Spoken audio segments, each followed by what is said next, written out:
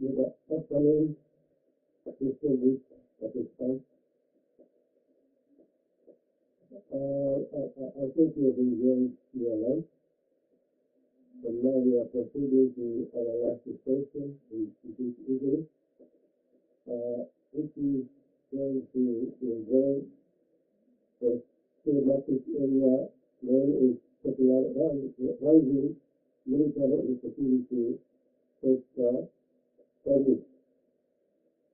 I have here before me the list of eminent persons who will come to the podium to present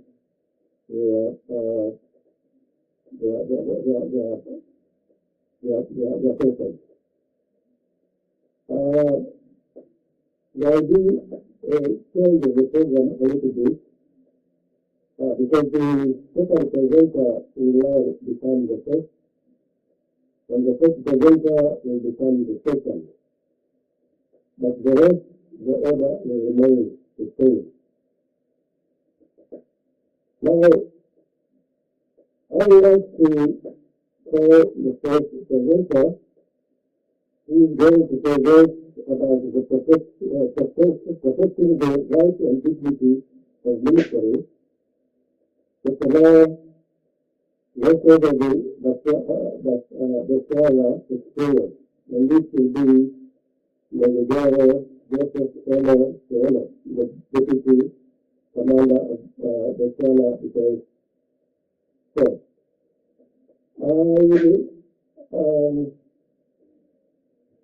I would like to inform you that we first hear the presentation and the question will be after that.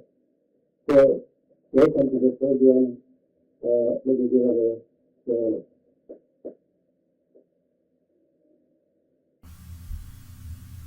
Good afternoon, ladies and gentlemen. I understand I have only 20 minutes to talk to you, and it's always good to be a pace setter because I'm going to set the tone of the presentation. Just by way of introduction, His Excellency, the President of the Republic of Botswana, Dr. Mokwetsi Eric Chavez Masisi, in his address at the official opening of the Kanye Magistrate Court on Friday, 26 May 2018, he made this fundamental statement that, I quote and I quote, Botswana prides itself in upholding the rule of law, good governance, and respect for human rights.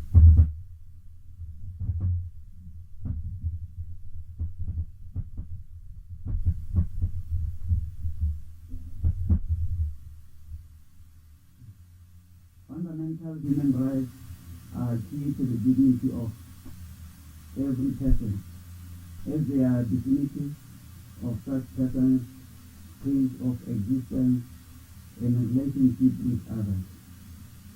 They provide the framework, standards of interaction, and levels of treatment by government and private agencies, including security organs. The system removes environmental constraints and distortions that inhibit enjoyment of one's freedom and instills mutual respect and peaceful coexistence of individuals with one another. The Constitution of Botswana, ladies and gentlemen, guarantees such fundamental rights under Chapter 2 thereof and provides for exceptions, among others, for the benefit of defense and also specific for members of the disciplinary forces. This ensures that the defense force is able to function and execute its mandate of defense of the nation, including going to war without fear of violating the rights of individuals. This, ladies and gentlemen, does not mean that the defense force is indifferent to the rights of persons, including its employees, officers, and men in uniform. BDF Rights Legal Framework. The Botswana Defense Force was established by an Act of Parliament on 15 April 1977 to defend the Botswana's territorial integrity, sovereignty, and the national interest. Notably, this was a decade plus after the Republic got its independence on the 30th September 1966. But unlike other establishments, the BDF was the brainchild of purely indigenous minds of legislature, and embodied therein were our true Tswana values. Amongst others, on its establishment, our laws ensure that those who elect to join the BDF should do so as an act of one's own volition and conscious choice, a first and fundamental respect for the rights of citizens. This was an acknowledgement that by such a choice, persons joining the Botswana Defense Force would, by their act, be subjecting themselves to a regime that operates within a framework that has reduced civil liberties and rights. Being a soldier means that one has become part of something far much bigger than oneself, a chance to serve their country. It also means danger, long separations, grinding fatigue, and stress. Soldiers represent patriotism and selfless service. Through the oath, soldiers affirm subordination to the nation's elected civilian leadership and abstain from political involvement. Soldiers, ladies and gentlemen, voluntarily give up freedoms that fellow citizens take for granted, and become subject to the military discipline and regulation. Soldiers accept unlimited liability in the service of their nation. This becomes the foundation of the profession of arms. In the recent enactment of the BDF Act, Parliament at Section 35 acknowledged the exceptions established in the Constitution by giving an assurance to commanders that anything done in pursuance of the mandate given under the Act shall not be seen to be an affront on the Constitution of the Republic of Botswana. Commanders, because of their interests, are seeing things done as may be directed by His Excellency, the President and Commander-in-Chief of the Armed Forces, or in the ordinary course of defined roles in the law. By their attestation, soldiers do so by taking an oath of allegiance, with which they consciously subject themselves to obey orders and do all that is necessary to defend the Constitution of the Republic of Botswana. Ladies and gentlemen, military by nature is a profession of arms that is command-oriented, physically and psychologically demanding, and therefore ensuring a proper balance between discipline and human rights is very important.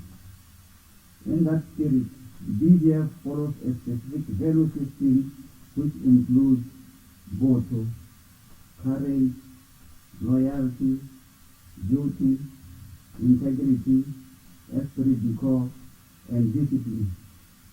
These values, ladies and gentlemen, guide the ethical conduct of members of the BDF.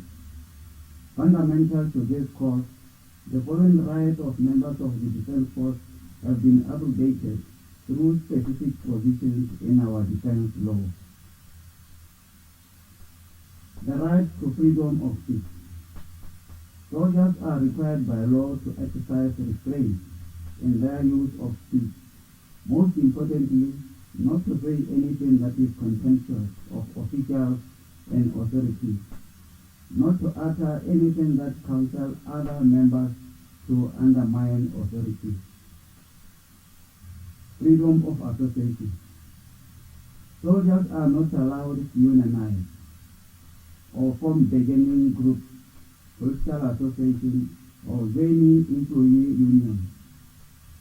This prohibition is reinforced by criminalization of active participation in politics, Section 150 of the BGF Act.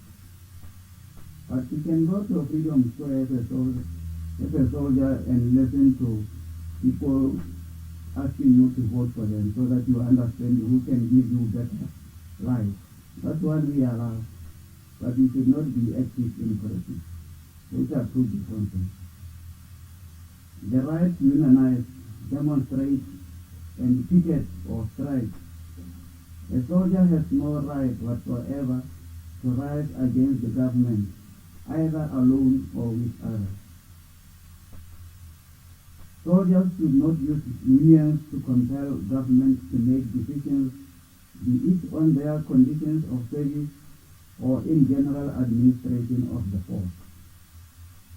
This is understood in the military as tantamount to mutiny, insubordination, and sedition, which the law considers as serious offenses under the Defense Act.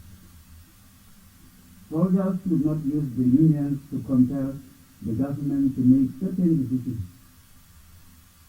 Should not use the unions to compel government certain decisions, be it on their own conditions of service or general administration of the force. Like I said, this is tantamount to mutiny and insubordination. A member of the Botanic Defense Force has no right to refuse lawful orders and assignments. This is also an offense under the Botanic Defense Force Act. Rightfully so, because the Defense Force may not be able to function if this right was left to be enjoyed by members of the Botanic Defense Force.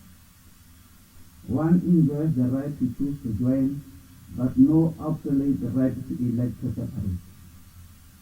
There are conditions under which such may be refused, and one required to proceed on some military assignment against or himself or against her will. So we can uphold your retirement if there is something that you need to finish before you separate. Protection. While military discipline is crucial and fundamental for a defense force, there must be a delicate balance between its enforcement and the interests of the soldiers by imputing characteristics of fairness and procedural guarantees. Fundamentally, rights of military personnel are traded with certain guarantees to avoid erosion of the soldier's dignity.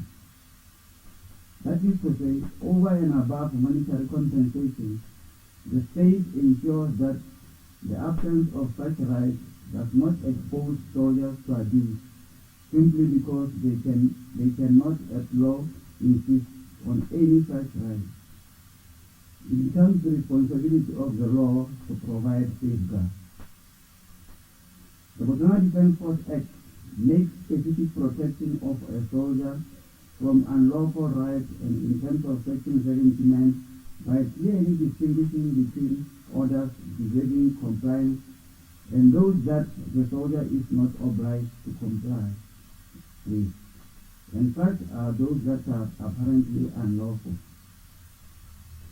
Further acknowledging that soldiers, by their natural duty of obedience to orders, may fall prey to ill treatment from their superiors, especially the command authority, is a very powerful tool, and our Act criminalizes ill treatment of men of inferior rank and goes on to shun abuse of authority to the peril of subordination. The Act has a web of such protection in the form of penal provisions to regulate the relationship of subordinates and their superiors. The command authority exercised by such members is therefore not a product of their whimsical wishes, but define conduct necessary for military business to take place. Liability of acts and the cost of this. Being employed in a profession that requires immediate compliance with orders and execution of assigned tasks, their performance more often inevitably and sometimes inadvertently injures people, their property, and other interests.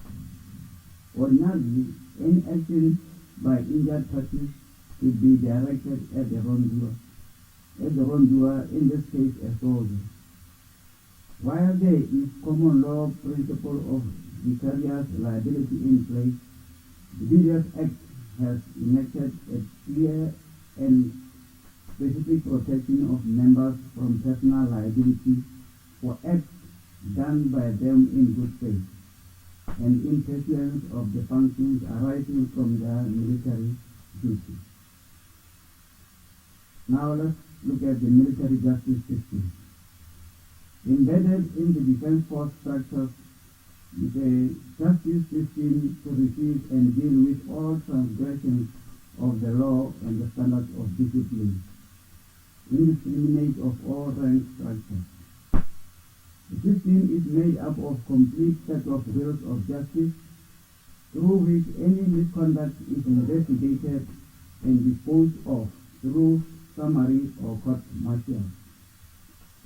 This system provides a platform for soldiers whose service rights are infringed to have them vindicated there before. This is a system that is in the hands of commanders to guide, with independent wills of impartial decisions made without fear or favor. Service complaints panel.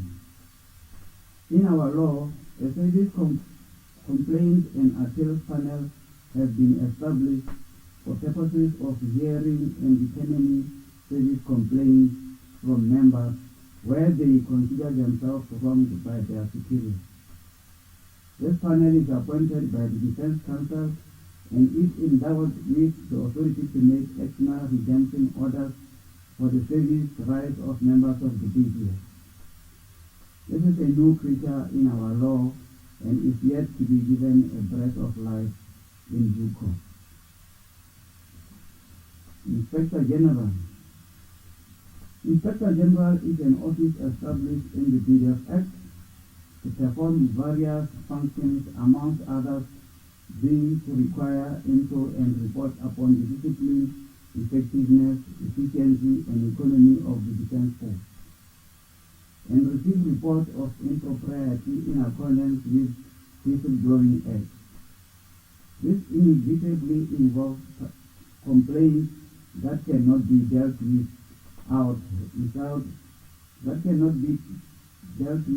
outrightly by other structures and require certain skills and to unravel facts to make them consumable and actionable by such structures.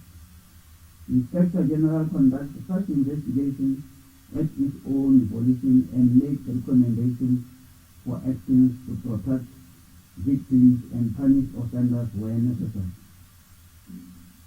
Appellate structure. Decisions made at disciplinary structures are subject to review and appeal by distinct structures, some of which are purely civilian in their composition. The Defense Council and the High Court remain the supreme oversight and administrative authority by commanders, insofar as it relates to the rights of individual members. In conclusion, ladies and gentlemen, being a creature of law, the BDF is subject of the law and so abides by the same. We consider our human resources, officers and soldiers as a very crucial asset that deserves deserves the atmosphere that instills a sense of honor and dignity in the service they render to the nation. In this stringent standard of conduct, mutual respect across ranks is emphasized. While we require full commitment of members of the defense force to national duty, The defense leadership stands committed to keeping a framework that brings dignity to all in its members. In that regard, rights of members with such limitations as are by law permissible are at all times observed, and this is evident in the framework available to members to vindicate such rights where they feel wrong. This we encourage and embrace, as it also enables us to have an accurate understanding of the readiness of our force. We shall continue the sentiment to explore areas of improvement guided by the best interests of our soldiers. I rest my case, and thank you very much for listening.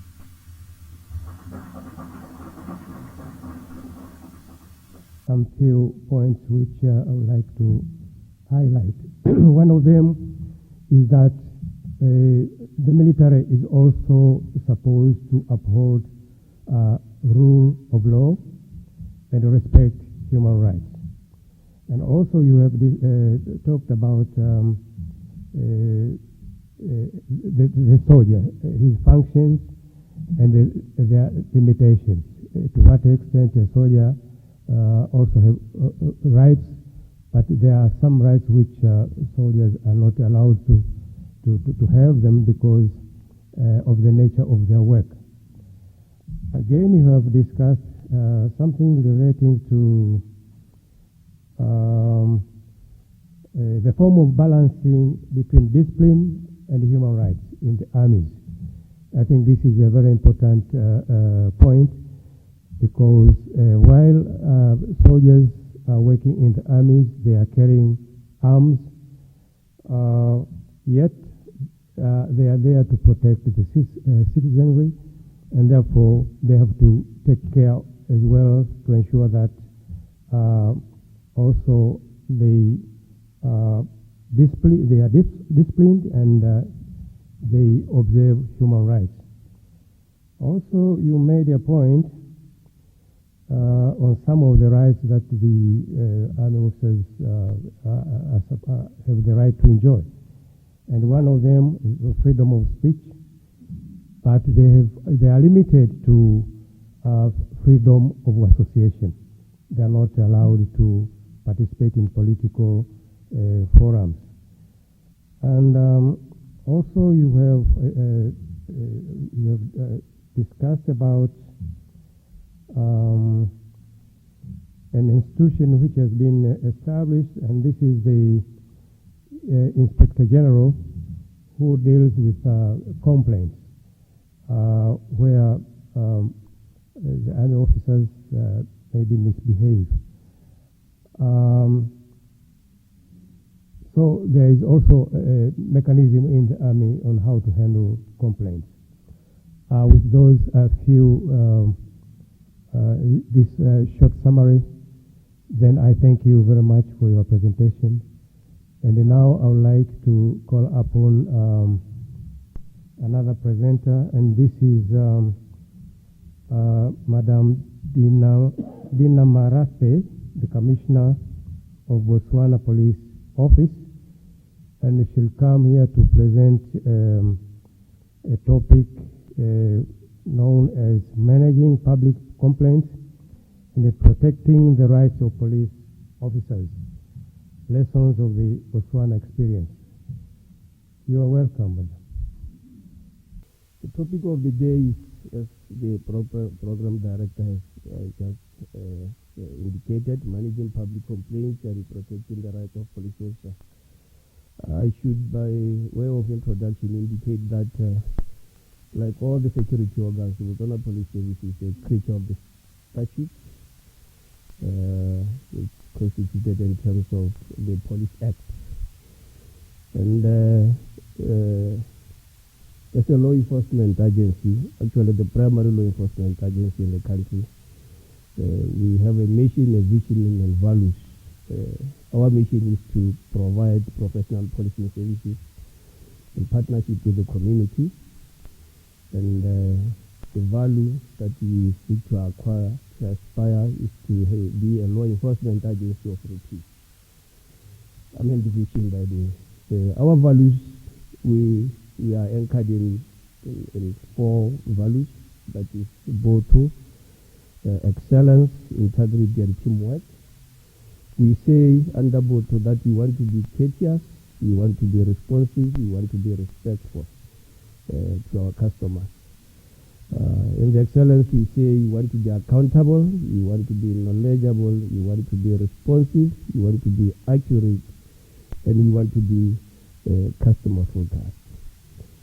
Under the integrity, we say ethics, transparency, confidentiality, honesty, and impartiality are the cornerstones of our function.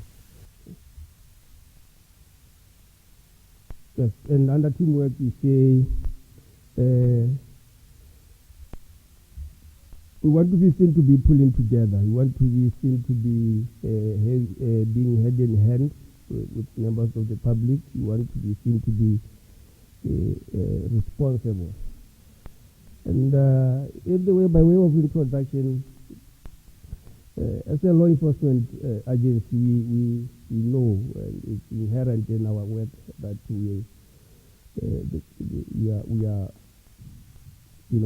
practically the complaints are inevitable because we are customer centric. We engage people, we come in contact with people, so it's an inevitable consequence that during our interaction with the people, there will be some form of misunderstanding that may ensue. Some mistakes will be done. We may not meet the expectation of the customers. So customer complaints, therefore, provide us with the platform. It's our understanding and belief that customer complaint is not something that we should be angry about. It should be something that we should embrace, in the sense that it gives us the opportunity to introspect and see where we can improve our services to our customers. So being able to handle complaints effectively is essential to maintaining a good relationship with our citizens. So as the police service, we have established procedures within ourselves. Those which are standardized within the organization.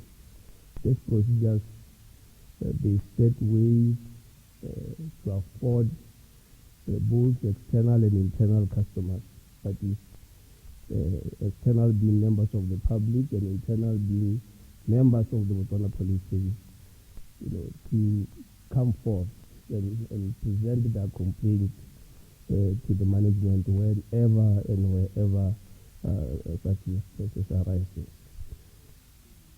These initiatives have made it possible for customers to know, in advance the steps that they should take should there be a need to raise a complaint. And the procedure, these processes, we have made them so liberal that they start right from our police stations, where most of the interactions between ourselves and the public, and most of the activities between junior officers and senior officers, take place.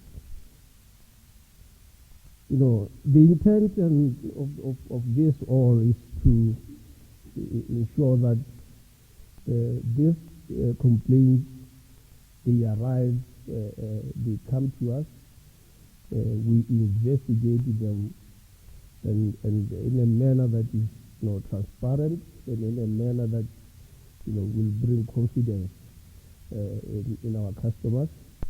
And to this, we have established as an organization a branch. It's called the Internal Affairs Branch. The sole purpose of this branch is to investigate this kind of complaints, and not only to investigate the complaints, but also to establish within ourselves the gaps where we should improve in terms of management, in terms of our interaction with with the members of the community, and in terms of our interactions among ourselves as police officers. And it is through the outcome of these investigations that time and again we take the necessary steps to address those complaints and to bridge the gaps that might have been identified as a result of the investigations. So the ultimate goal of this process of opening up to complaints is to provide excellence in policing through accountability. Is to bring confidence in the people that we serve. That it's our intention to serve them well, but where we have erred, they are entitled as the consumer of our service to come forward, and we are prepared to accept them and to own up to our mistakes and to correct that which we would have done in an improper way. So we are making a complaint as easy as possible. The making of complaints. We are aiming to make the making of complaints to be as easy as possible.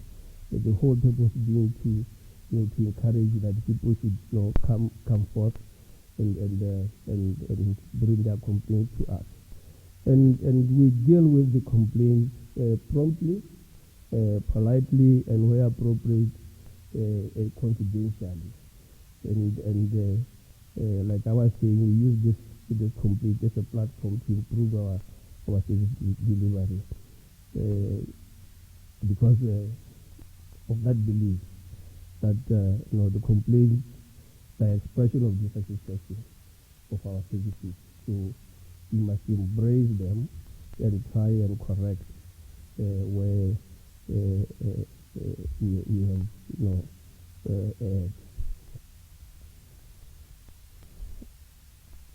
our complaints management is governed by the law, the Police Act, obviously, as the pay setters in the administration of the Botswana Police Service.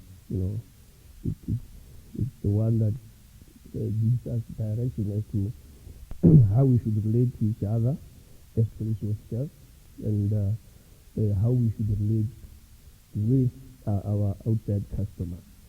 So within the Police Act, the commissioner is entitled to come up with standing orders here and there that will expand on some of the processes that are there in the administration of the Botswana Police Service. And one of the standing orders that is there is standing order number 4 that deals specifically with how we should deal with complaints that comes to us as Botswana Police Service, both internally, that is police officers complaining against the administration, and externally, that is members of the public complaining about how we have interacted with them. So in terms of this standing order, once the complaint has been made, it's obligatory that it should be investigated promptly and corrective measures be taken as soon as possible.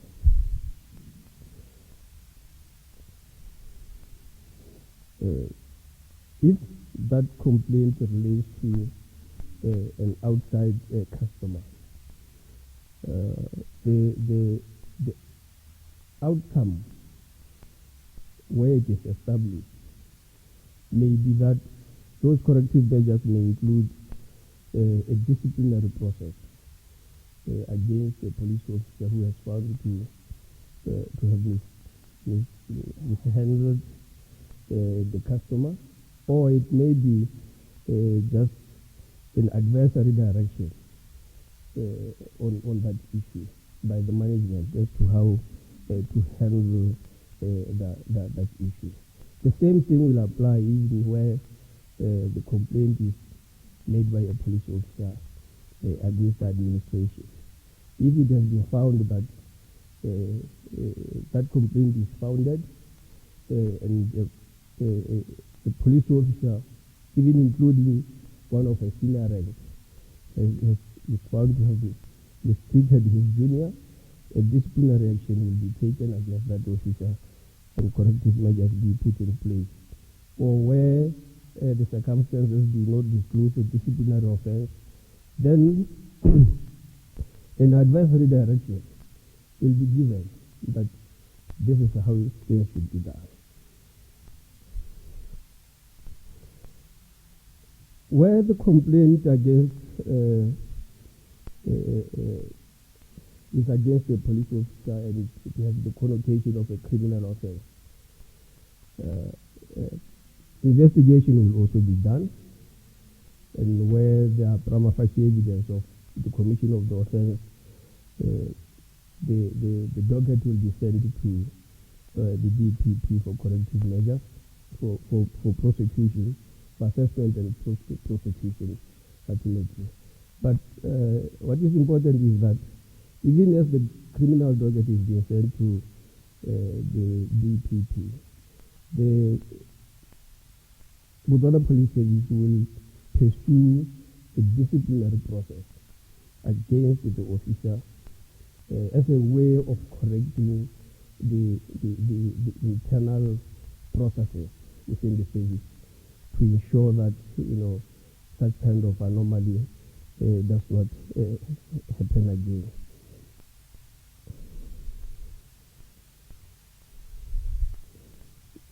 As a rule, an officer who has been found to have committed a criminal offense will not be, protected by the organization. He will be treated in the same way as any other person who has committed a criminal offense. But where an officer has found to have done something wrong within the work, and it has been established that he committed that wrong, which does not amount to a criminal offense.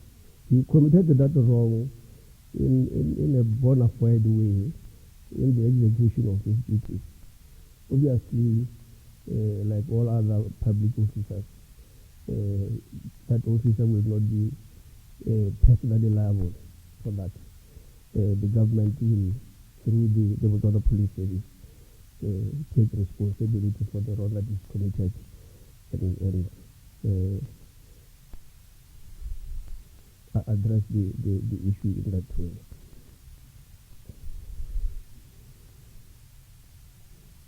Like I was saying, where the complainant is involving a police officer, but it's against the discipline, it will be dealt with in the manner as suggested through a disciplinary process. This is a process that is equally transparent. It's a process where we allow police officers to come and defend themselves in a manner that they may choose to defend themselves. They are allowed to bring even their lawyers to come and defend themselves. It's not a process that maybe we are just going through the motions. It's a fully fledged legal process where the police officer is allowed the platform to defend himself or herself to the maximum.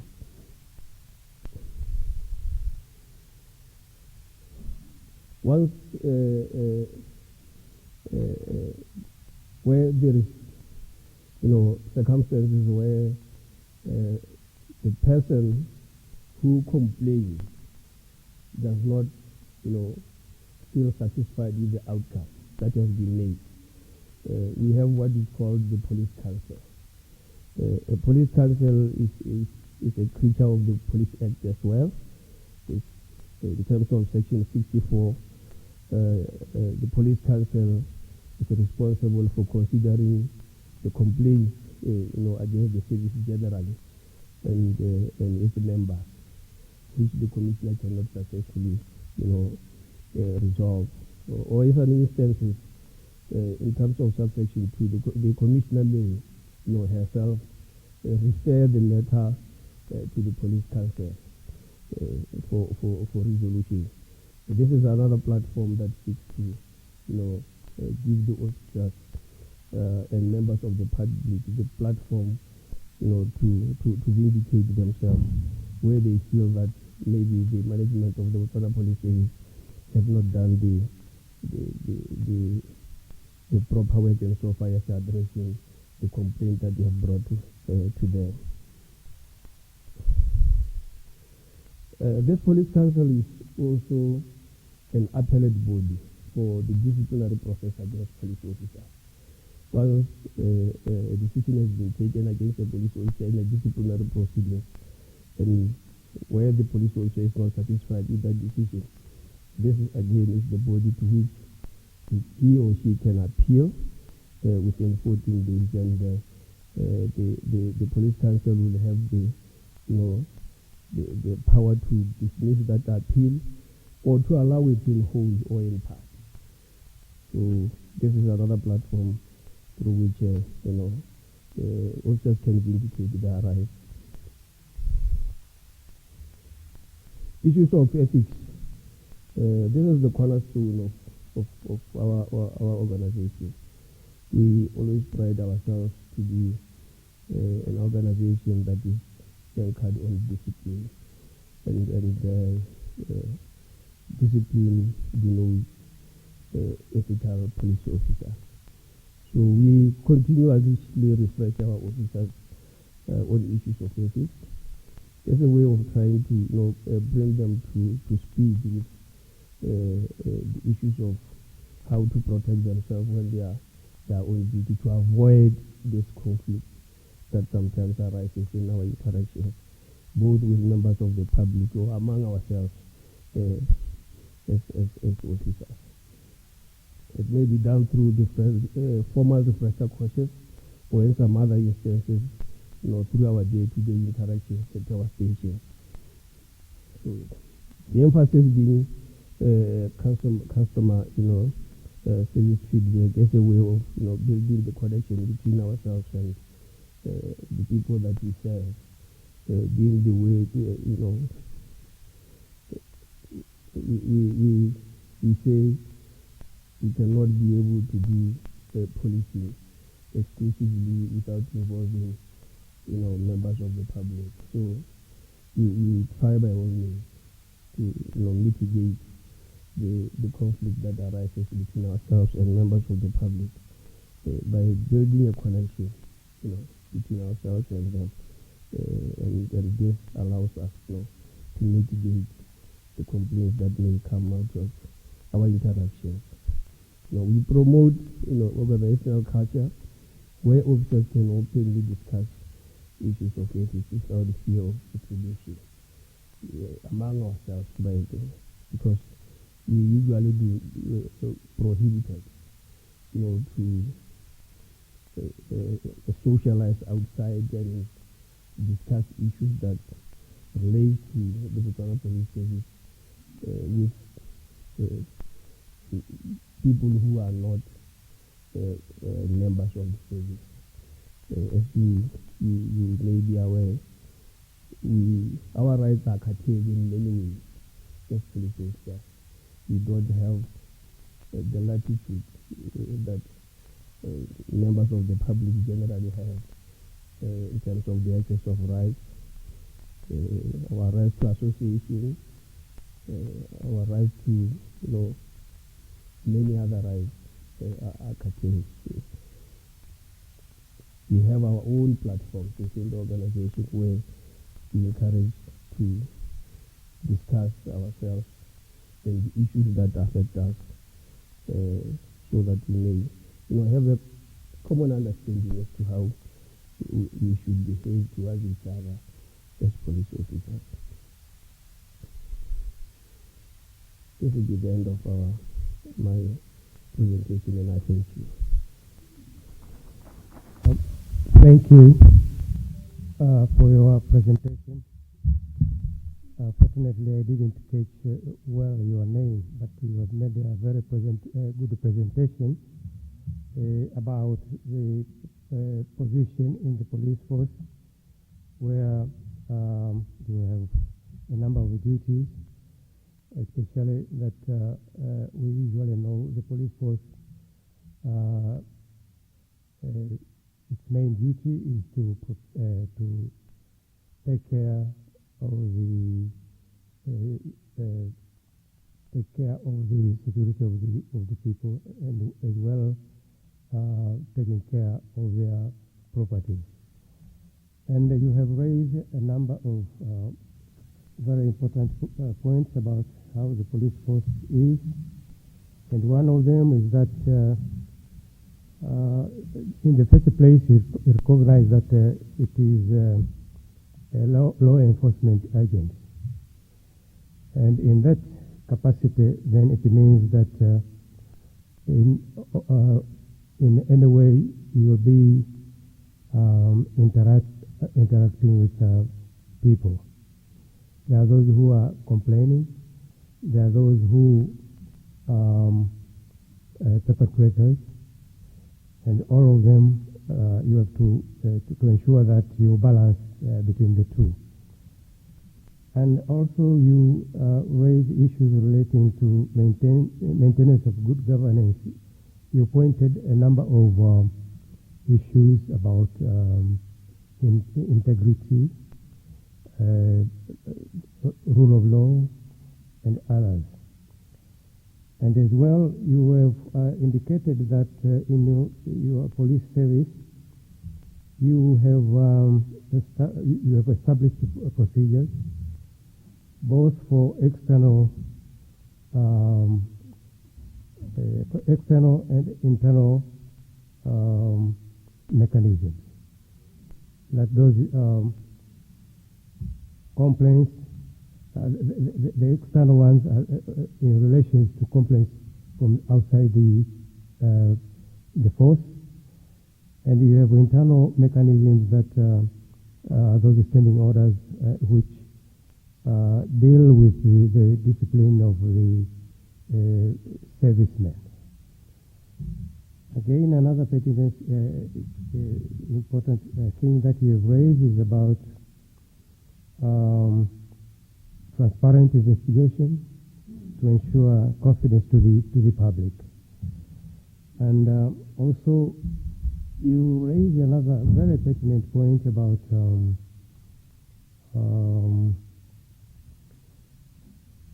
ethics training for the police officers. It is commonly known that police officers are trained to work as police officers, but ethics are very important to ensure that a police officer conducts his duties properly. Because many complaints about torturing, it's about corruption, those are the issues. So this is a very important aspect if the police officers are being trained from time to time about ethics. You raised challenges, and one of them, like what was said by General Cielo about that in the police force you don't have the right to associate unless you have association within your institution. And I heard you saying that you don't have gratuity. You spoke about gratuity, that you don't have gratuity in your police force. Yep. You don't have it. You have pensions. Yeah. So in a nutshell, that is what actually, I tried to summarize those, to highlight those important issues that you have spoken. With that, I thank you for your very good presentation. And now I'd like to call another presenter, and this is Anthony Mokento, Commissioner, Botswana Prison Service, who will take us through a topic known as managing complaints from and protecting the rights of prison personnel. You are welcome, please. Our esteemed panelists, Honorable Ombudsman and women, Ombudsperson, distinguished guests, it's an honor and privilege for me to be here this afternoon and to do a presentation on the role and performance of the Western Cape Police Ombudsman and the prospects for Africa, for African countries. Now, I've divided the presentation into three parts. Because of the time, I want to respect the time. I'm going to do a high-level overview. The first part relates to the role and mandate of the office. The second part links to the performance, and the third part relates to the prospects for African countries. So, for those of you that didn't hear about us before, the office was established in August of 2012 by the Premier of the Western Cape. So we are a provincial ombudsman. Our public protector, I'm happy, is in our session as well. She is appointed by the President and has jurisdiction over the whole of South Africa. I'm appointed by the Premier of the Western Cape in consultation with the provincial parliament, and my jurisdiction is related to just the Western Cape. And when we talk about the police, we have the South African Police Service, which is the national police service in the country, and then we have the Cape Town Metro Police Department, which is sort of provincial police. So the reason for the establishment of the office was that there was a number of complaints that emanated out of the communities of Khayelitsha and the surrounding areas regarding the poor service delivery by the police. And the office was established in December of 2014. So the first ombudsman was Advocate Vusi Pikoli. I am currently the third ombudsman. There was a recommendation by this commission that the procedural justice model should be adopted for policing. And I'm utilizing that, I'm advocating it and sharing it whenever I get an opportunity. And it relates to building trust and improving service delivery to the people of the Western Cape. So those of you who haven't been to South Africa, the Western Cape is the bottom part of the country. We are surrounded on three sides. Is the sea, you can't go further. That's what it looks like on the map. Our vision as an organization, we want a society where there is mutual respect and trust between the police and the people. And our mission, we seek to enhance the efficiency and effectiveness of the police service and improve relations between the communities and the police by basically doing two things. Firstly, investigating complaints of police inefficiency, and secondly, investigating any breakdown of relations between the communities and the police. So we do not investigate criminal matters. Criminal conduct by the police is investigated by IPID, which is an independent police investigative directorate. And we also have the Human Rights Commission that deals with issues relating to torture. The public protector has jurisdiction over all the departments and all the sections, so people can complain directly to her. So some of our core values: integrity, trust, respect, etc. Our motto is that together we want to ensure professional policing in the Western Cape. Legislative mandate, I mentioned it when I started.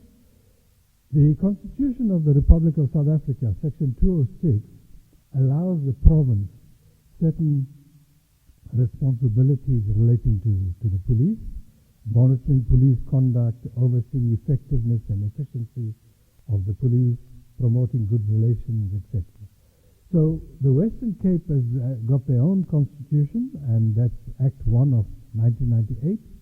And in terms of Section 66(1) and 2, it also provides powers for investigating or appointing a commission of inquiry relating to police complaints. We then have the Western Cape Community Safety Act, and this act establishes my office. I'm an independent contracted individual as an ombudsperson, so I'm not an employee of the state, but my personnel, and one of my investigating officers is in the room as well, Suzette Jordan, they are public servants. So we then have the Western Cape Provincial Police Ombudsman Regulations of 2015, and they were amended in 2020. So just to highlight that we are independent and impartial, that's critical. Who can complain to us? Well, just about anyone. Anyone who's had a problem with the police can complain. Members of the provincial parliament, any department or organization, or someone can complain on behalf of another. And there's specific forms that must be completed in a prescribed manner, and we then take those. So in terms of our investigation, it's an offense for any person who, without just cause, refuses or fails to comply with a direction or request by the Ombudsman. So we do have powers, or if people hinder or obstruct my investigating officers or myself from carrying out our duties, the penalty there is the person who is found guilty of an offense will be liable either to, on conviction, to a fine, a fine or imprisonment, a period not exceeding 3 years, or both. So it's quite serious. I then move on to the performance information. The office is going to be 10 years old in December of this year, and over this period we have dealt with 4,756 cases. So the statistics here is as at the end of March of this year, and at that stage there were 65 cases under investigation and 63 in the administrative process. So our complaints management workflow process, we have two administrative processes. The one relates to when the complaints come in, then it passes the registration, etc., and goes to the investigators. After the investigation, it goes back to the admin for final closure. So the type of complaints that we deal with, these are the four main categories: poor investigation, poor communication, poor response, or unacceptable behavior. So in terms of the previous financial year, the complaints that we have finalized, these are the categories. You see, when there are inquiries, many times people don't know about the police ombudsman. So we get people asking about the banking issues, about motor vehicles, about insurance, etc.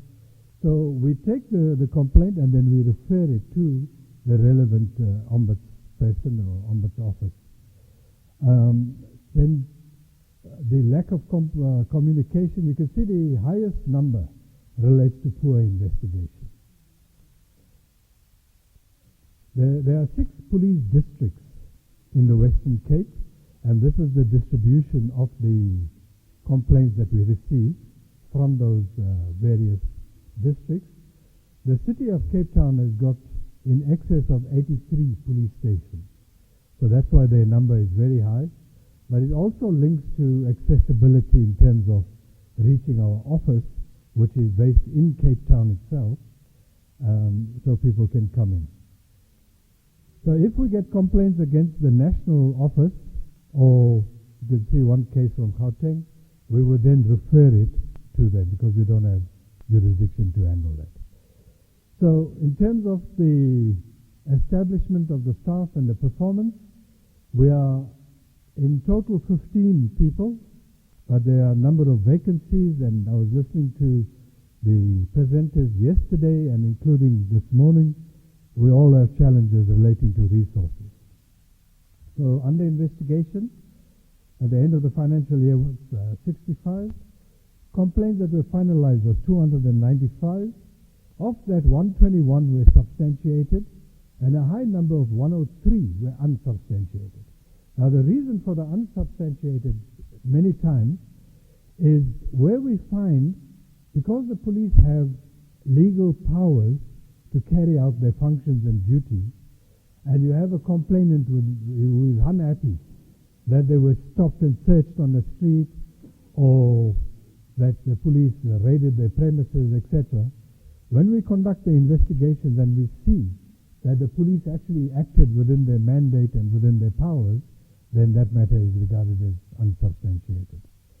There's an admin process, 35 that were not in our mandate. And as I explained, we accept it, but we then forward it. And then withdrawn 22. So what happens when we receive a complaint? I would give a notification of complaint to the provincial commissioner. When the provincial commissioner receives it, he has 30 days to submit a report on that to us. So when they send it to the local police station, and the local police station then engages the complainant, usually the complainant will come back to us and say, listen, my matter is resolved, please, I want to withdraw the complaint. And 14 were then closed. Our office is in Cape Town. And how do people complain? Many of them walk in, others by telephone. Some still use fax, although it's very little and few. Majority use the email, and then we have our website where people can fill in the form, complainants can fill in the form online, and it makes it much easier for them. There's our details. I'm not going to go through in the interest of time. So this is just to highlight the methods of reporting. You can see email is the highest, followed by in-person. Now, unfortunately, we do not have offices throughout the province. Otherwise, the numbers could be much higher than what they are. So I'm going to move on to the third part, which is prospects for African countries.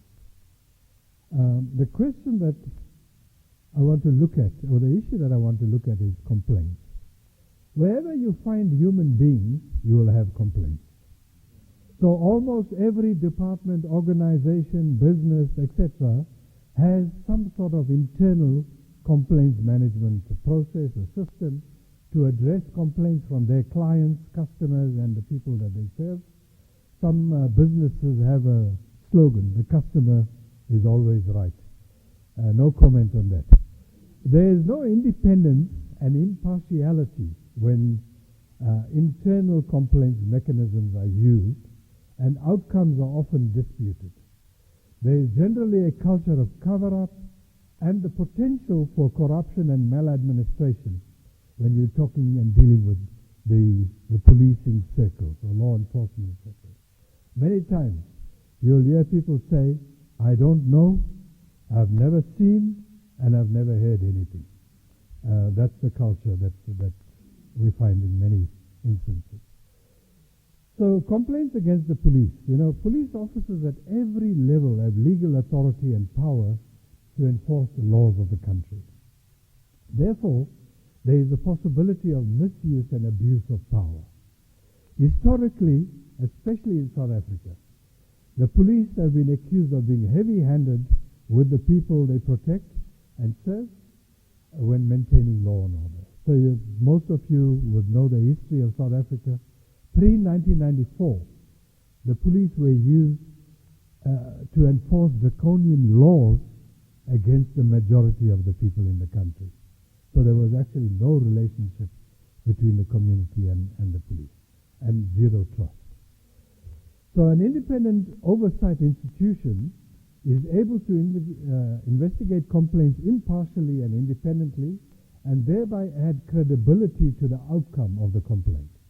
It can also assist to improve community confidence and trust in the police and the government as well. Is there a need for a police ombudsman? I'm going to answer this question with a question.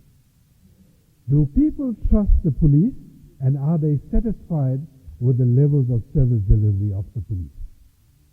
In South Africa, the levels of trust in the police has reached an all-time low of 27% nationally and 22% in the Western Cape in 2021, as per the Human Sciences Research Council provincial trends in police confidence. The recently appointed Minister of Police was in a place called Hanover Park 2 weeks ago in a community engagement with the key stakeholders as well. And when I looked at the number of complaints that were raised, again it was alarming. So 30 years down the line, sometimes it feels that we haven't really made inroads and progress in building the trust and confidence. In most countries, complaints against the police are dealt with by the Ombudsman institution as one category, and there are no sector ombudsmen dealing with police specifically. So I advocate the procedural justice approach to address these challenges, and this approach says procedural justice offers a means to improve police-public relations and trust. It is a process-based model concerned with how the public comes to view the police as a legitimate authority. So there are 4 pillars to this: the voice, neutrality, respect, and trustworthiness. These slides will be available, so you can go through them. In the interest of time, I just want to speed up a bit so that I can focus on the next portion. What are the prospects for African countries? Part 3.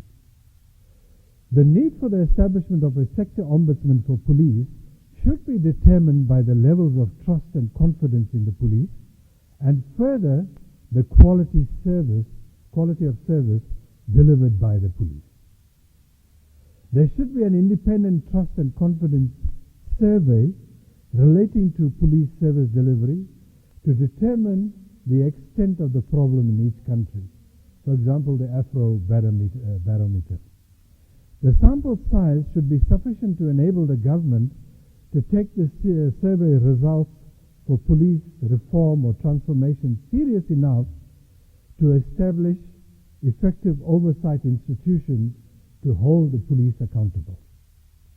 These independent surveys should be undertaken even where the Ombudsman handles all complaints, and the results can guide the Ombudsman on whether a sub-component should be established in their office to focus on police complaints. The challenges, very similar to what most of you have mentioned: no coercive or directive powers to enforce our findings. We only make recommendations. At this stage, I don't have own initiative powers to start investigations. This morning, there's a headline in one of the newspapers in Cape Town: police blamed for a death of a lady.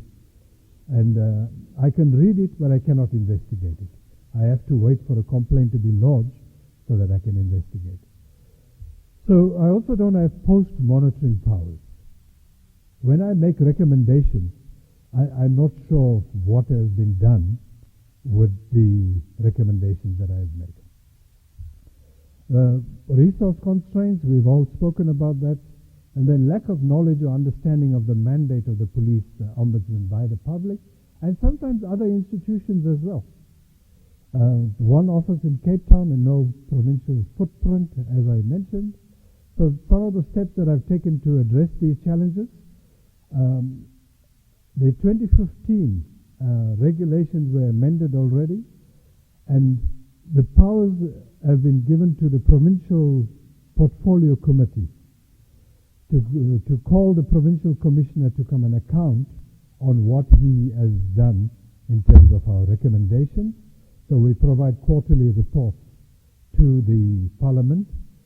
The challenge, there's a process to amend the Western Cape Community Safety Act to look at some of our powers and ability.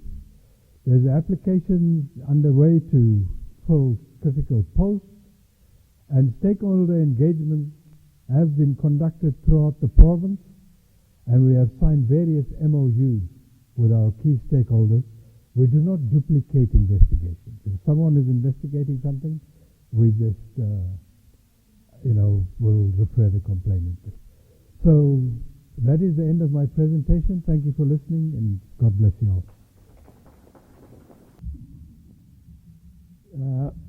Thank you, Major General Oswald Reddy, for your presentation.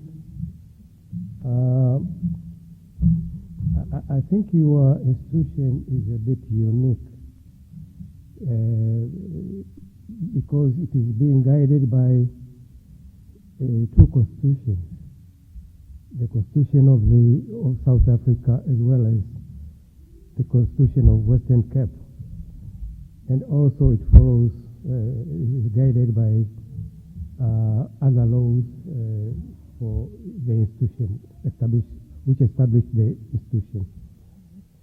But you have gone through some aspects, including issues relating to, sorry.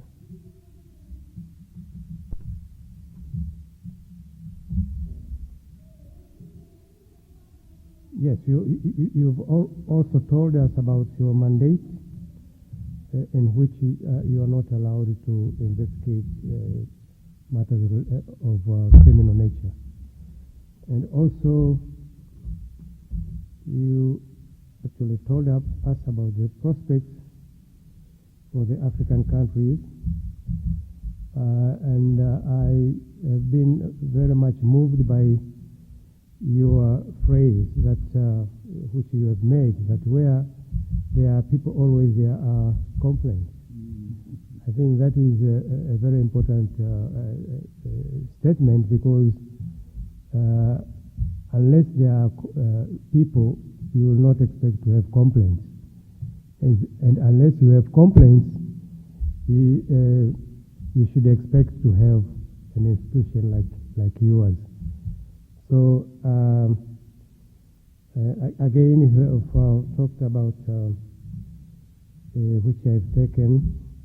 This is my take, that the force needs to be entrusted, and it should also build the confidence among the people. With this summary, then I thank you very much for your presentation. And once again, I would like now call upon another presenter, and this is Air Commodore David Yaluku. Yeah, you are welcome to the podium, please. The moderator, the fellow presenters, and very senior citizens and of the Ombuds community. I am Air Commodore David Aluku, the Ombudsman, Nigerian Air Force. So I'm looking at the Air Force Ombuds in Nigeria, profile of a unique concept to draw lessons for Africa. In the last 5 decades, spanning from the last quarter of the last century, of the 20th century, into the first quarter of the 21st, it became obvious that nations, communities have witnessed more of insidiously induced internal conflicts as against overt external aggression. Some regions of the world that did not witness overt insurgencies experience lone wolf incidences, which were noticed to have been on the increase. And when we look at nations, countries, and states currently, we no longer exclusively or largely look at their threats as being external, as it has been portrayed in national security concepts over time. So mitigating the obnoxious threat requires deployment of more robust non-kinetic lines of operation, the Ombudsman being one. That's in addition to the kinetic efforts of countries. The Merriam-Webster dictionary, in a very simple form, define the Ombudsman as a responsible person or office established to investigate and report and help in settling complaints or conflicts. They serve as advocates, as we all know. The main thrust is informally assisting resolving issues between parties. It is essential in providing the required safe and secure communities. It's in line with this that the Nigerian Air Force established the Ombuds Office on 10th of August 2021. So exactly 9 days from today will be 3 years old. And the office enjoys the support of the Air Force community. Its work and submissions so far are unbiased and accurate to the extent possible, and reports largely depend on thorough investigation of issues reported, complaints received, or noticed deviation from external rules and procedures. The Nigerian Air Force Ombuds is not only geared towards enhancing security governance, but also successfully encapsulates the whole of nation approach towards the country's redefined citizen-centered national security paradigm. So my aim here today is to give you a synopsis of the Air Force Ombuds with a view to drawing lessons for the African community. Since we are still in a gestation period, most of the lessons are supposed to be drawn from you people, because this is the first time I think Air Force is showing face in this kind of gathering. So I'll just give an overview. To achieve this, I'll give an overview of the modern security services outset in Africa, that's the greater part of Africa. I'll look at the Nigerian Ombuds. I may not go into details with that because we all know what Nigeria has already. And then I'll just look at the types of Ombuds, which I may not delve too much to. So I'll just look at the characteristics of the Ombuds enshrined in Nigerian Air Force, and look at my schedule of duties as the Ombudsman, and then draw lessons. So at the outset of most defense and security-related services across African sub-regions, they were now in place to protect the prevalent interests of the Africans. They were more there to protect what our colonial masters had for us. And the initial aims of the security architecture could have created inadvertent gaps in the existing management and administration of in countries that were affected across the continent. And from the 1980s, the advent of persistent internal security challenges witnessed in most African countries made certain citizens to start viewing their own security apparatus as beast of occupation. So this is always the object of belligerents who usually aim at planting discontent in the security service. This may not hold in absolute terms, because even in advanced countries like the United States, we've had a case where within 18 years we had 7 active shooter incidents in the country. Nigeria is not in isolation. We have suffered our own too silently, but they may not be in a large scale. If this could happen in countries' armed forces fashioned to ensure and entrench national security, then it's necessary to address the noticeable discontent from the roots to forestall reoccurrences. So presenting this requires ardent attention, appropriate redress, and concerted action towards espousing the need to maintain cohesion of fighting forces as well as enhance citizen support. So Although Nigeria has not experienced protests within the ranks of its security services, but down the memory lane, its police force had feebly attempted dissension, because there was a time the police actually wanted to engage in national protest or strike, as it's normally called. So drawing from this, Nigerian Air Force considered that it's necessary to proactively address areas where discontent could readily arise within or outside the confines of available rules and regulations. Hence, the Ombuds Office became an essential need expected to achieve reduction in possible belligerent-induced discontent, dubiously planted or procured through the false prism of maladministration, low adherence to established procedures, low supervisory capacity, and seemingly corrupt practices amongst others. These listed positions or molded opinions, if dangerously downplayed or erroneously discontinued, could significantly affect expected service delivery across various sectors, layers, or levels of national security governance. Thus, leveraging the crossbreed ombuds efforts could easily and seamlessly mitigate or prevent hostile penetration of online. The ombuds is not entirely new in Nigerian concept, because already we have the Public Complaints Commission, and it was established in 1975 when Nigeria was under military rule.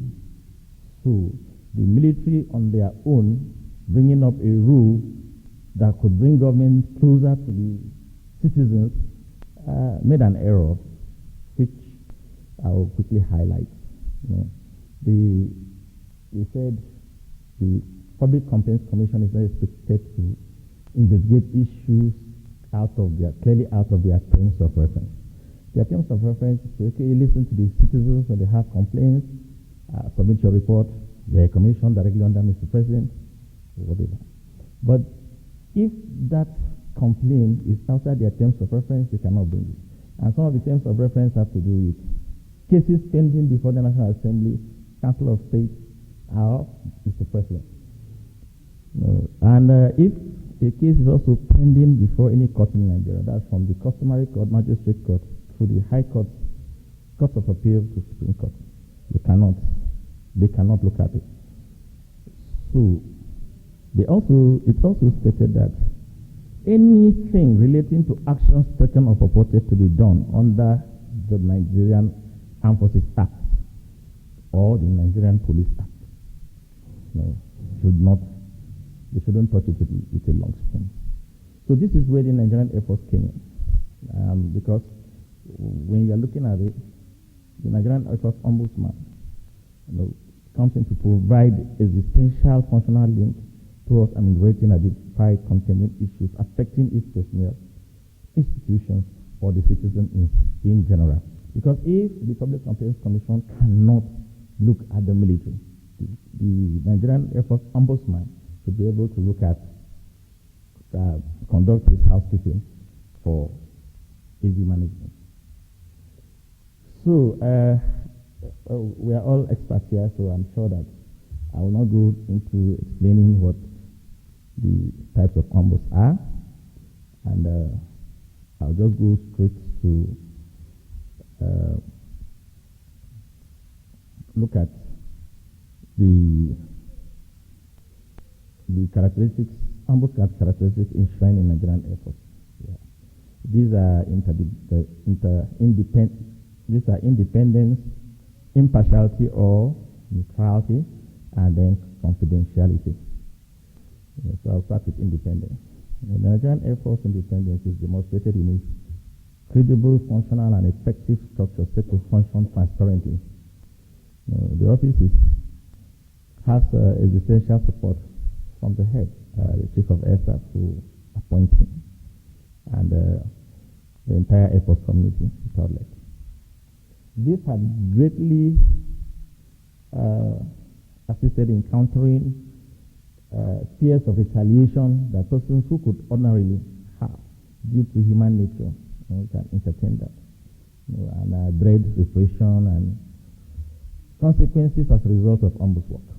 Because definitely, once you want to investigate properly, it has been highlighted here severally in this conference that people suffered repression. Some people were denied finances, and some people were actually redeployed, and it has its own. So we try to address that upfront so that I don't have anybody at my back when I have finished work. So impartiality or neutrality. The Nigerian Ombuds investigations and inquiries are devoid of bias and conflicts of interest.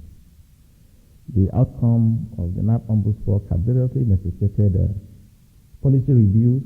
In our 3 years, we have actually caused a couple of policy reviews.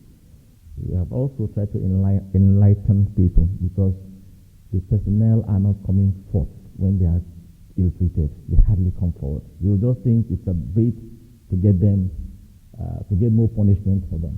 So I'm battling with that. So through sensitization, and most of our work has caused revision and all fine-tuning of existing rules, regulations, and procedures. So housekeeping is very important so that people from outside don't have to remind you that your home is dirty. Confidentiality of our investigation. It's silent, it's not loud, and we identify and treat confidentiality as a door that shields sources and protect them from being traced or reprehension. The Nigerian Air Force Ombuds exercise the duty of protecting privileged information. It only shares this responsibly whenever entrusted in the line or lines of duty.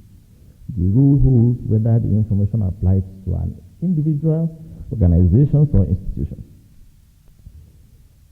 So, sometimes when investigations become intense, witness protection programs to be initiated, invoked, and or provided. Further to this, we have in place a schedule of duty. I'll just highlight them. So, schedule of duty, the Nigerian Air Force Ombuds addresses public and private inquiries on need basis.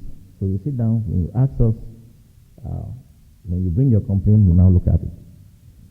So we also identify new issues of concern and explore opportunities for systematic change, because there are some things that, as I said earlier, could have created gaps in military, security governance.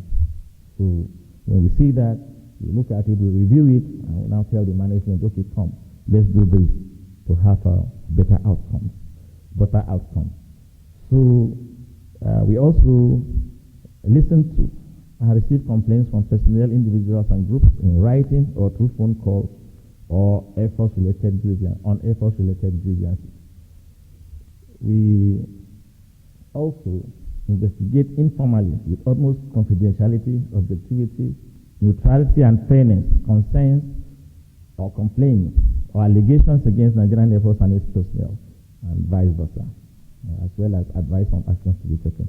There was a time, it was in the wires, that Nigerian Air Force had gone to bomb a community somewhere, and maybe we did it because there was one of those, that the blame was on both sides. When the humanitarian organization got there, they did not put the normal mark on the ground to show that this is a humanitarian and they were inadvertently bombed. We have to apologize on that and also make good for it. So bring systematic concerns and complaints on administrative issues by personnel, individuals, or group to the attention of the service, and recommend on what action should be taken. We liaise with stakeholders to assist in determining options necessary to resolve issues regarding complaints and concerns. And most of the people of those stakeholders are here in this hall and maybe in other halls. So we work hand in hand. We don't work in isolation. So we take necessary actions to ensure amicable resolution of conflict, complaints, and concerns. We refer identified issues to appropriate portals for the resolution, because sometimes the answer does not lie with us. You may have to reach out to other government agencies to get them done. So, through continuous pragmatic engagement with stakeholders, the Nigerian Air Force Ombuds was able to identify the following lessons. And we found that in generic terms, members of the security services are expected to be non-partisan and patriotic, but you cannot vouch for the other security services. You can only talk about yours. So, the national political leadership, guided by each nation's established constitution, provides necessary guidance towards deepening national security policy essential. The presenter before me highlighted that it's subject to two different constitutions. Enhanced security governance ensures human resource optimization required to motivate the workforce towards effective and efficient productivity. We also found that applied policies and mechanisms are expected to be fair, consistent, efficient, and effective in addressing issues towards ensuring justice. Yesterday, we are reminded that when people actually trust an organization or an office, that it is much easier, and it destroys the foundation of corruption, because everybody knows that he'll be fair. This enables the country organization to entrench harmony, which substantially reduces chances of disaffection, improves trust, enhance human resource confidence, and spur increases in motivation, and promote loyalty. In some developing countries, if you actually look, we'll just see that security service hierarchy leverage suppression, intimidation, and systematic abuse inadvertently drawn from inherited extradisciplinary and justice procedures. Before the establishment of the Ombudsman, let me just pause here and explain it in Nigerian Air Force. If you are aggrieved, you have to write to your immediate boss, then from your immediate boss to the next echelon, and it goes like that until it goes up. So if you actually if your complaint is against that boss, what happens? You have increased the number of bullets the man will use to kill you. And you have also given him the chance to be much more brutal to you. So the establishment of the Ombuds office has become an indispensable tool for administration and management creation, as well as human resource optimization in security governance. The generic Ombuds concept to be fine-tuned in consonant with best practices as well as fit for purpose needs to meet the aspiration of national security concerns and adopted. When I came here these couple of days, I have learned so much. And the Lieutenant General here, we had a very good talk, and he has encouraged me so much. I think when I go back, sir, I'm going to borrow your template. Not just yours, all the presenters. Thank you, sir. So an established Ombuds office allows for the full application of alternative dispute resolution processes. It is not only ordinary room procedure or the court martials as the military normally have. So if it allows for ADR, that's alternative dispute resolution, you have a win-win situation. So and you are at liberty to apply any of them: mediation, conciliation, negotiation, or whatever that falls under it. So it gives you a better outcome. So I had tried in the past couple of minutes to give an overview of the security services extant regulation and right from outset.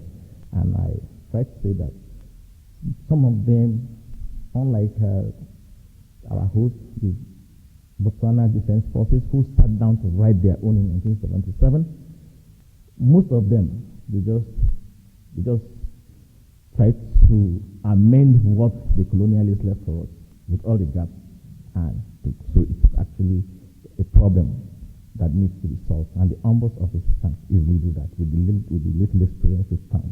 Also, I looked at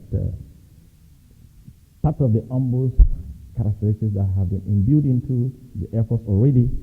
And since we are still growing a gestation period differs anyway. I think for dogs it's about 6 months, for elephants it should be about 3 years. I should learn that from Botswana, because I'm sure that back home my village people have eaten all the elephants.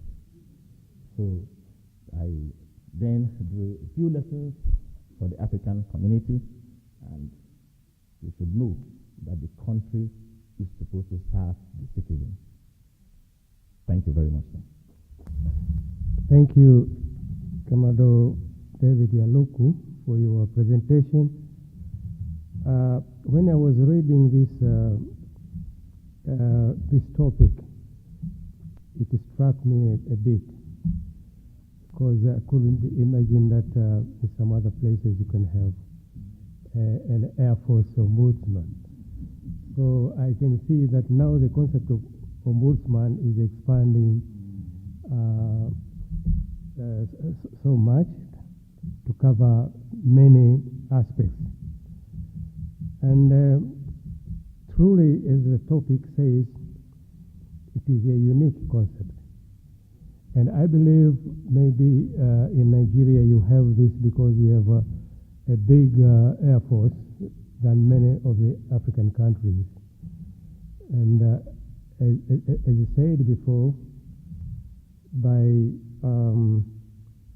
Major General Oswald Reddy, that where there are people, there must be some complaints. So when the Army, the Air Force expanded, obviously there must be some complaints being lodged by the people. So I don't want to make very much explanation on this, because it is a new area even to me, and I would like to applaud you once again for giving this very notable presentation. Now let us move to our last presenter, and this is Lieutenant General Vusumuzi Masondo. He is going to be our last presenter in this afternoon session.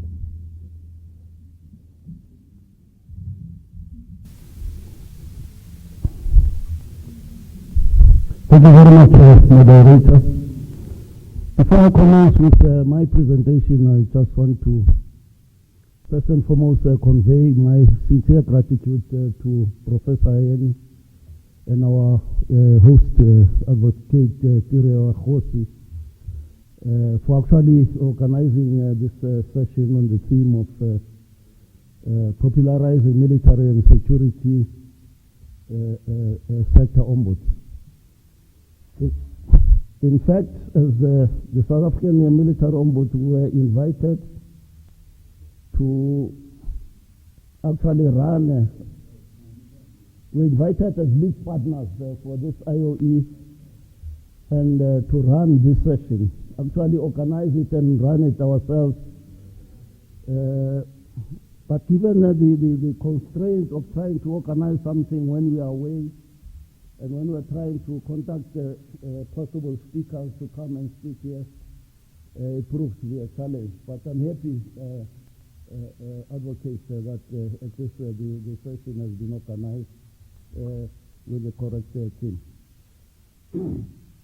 Whilst I'm being assisted here, the Deputy Commander of the Botswana Defense Force, I think in his presentation indicated that soldiers give up their freedom in order to serve the nation. And we know that soldiers, in the course of their work, they can actually die and all that. So it is important that whilst they are living and serving, they are properly taken care of, which is why it's critical to have an oversight institution that will ensure that their careers and issues of conditions of service actually handled in a manner that is very fair. I've actually prepared a long presentation because I was not sure how many speakers will be there. But yesterday I had to cut it. It's 36 slides. But I'm going to try and actually, finish the presentation within the allocated time. So I won't be going through all the slides in detail, but just highlighting the. Yeah, I think you have to reduce the slides so that we can have also time for Yes. So don't take it. or rather you can make Yeah. quickly. The purpose then of my presentation is to share with you, esteemed delegates, to the IOE, the military ombud concept, and actually our efforts to become an effective military ombudsman office in Africa. To do this, we are going to sketch a brief background to the establishment of our office. We are going to look at the importance of the military ombud office, the role of an ombudsman, zooming into the military ombudsman. We are going to look at the appointment, removal, and term of office of the military ombudsman.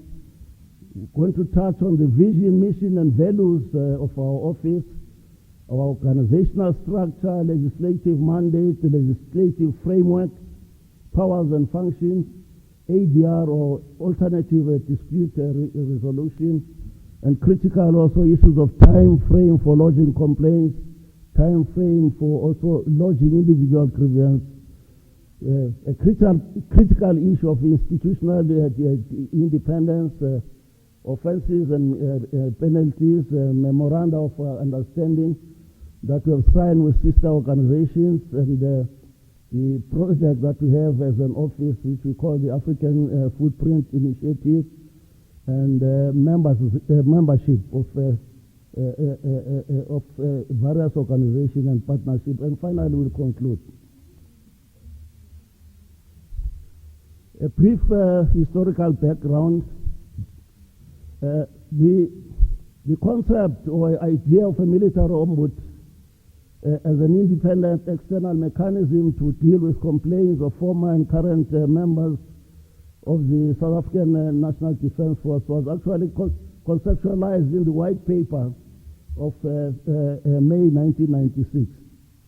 It actually took 16 years before the office was established by an Act of Parliament in 2012. In the intervening period, soldiers with complaints were actually going to the office of the public protector, and there was a desk there that was dealing with these complaints. Actually, it is the office of the public protector that also motivated for the establishment of the military ombud office, especially after the unfortunate situation in 2009, where our soldiers marched to the seat of government in Pretoria, which is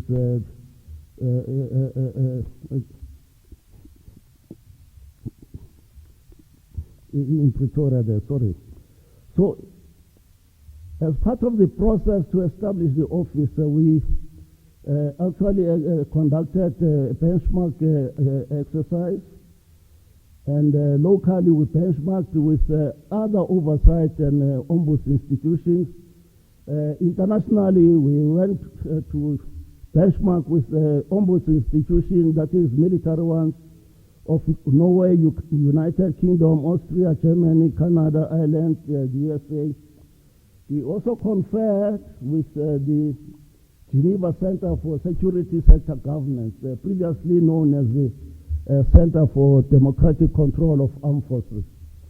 But the model that was eventually adopted is the Canadian model.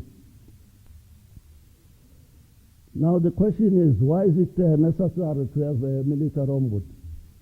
This is answered well by the Geneva Center for Security Sector Government publication that reasons that ombuds institutions for armed forces are catalysts for administrative reform in the security sector, that they are responsible for promoting and protecting human rights and for preventing maladministration.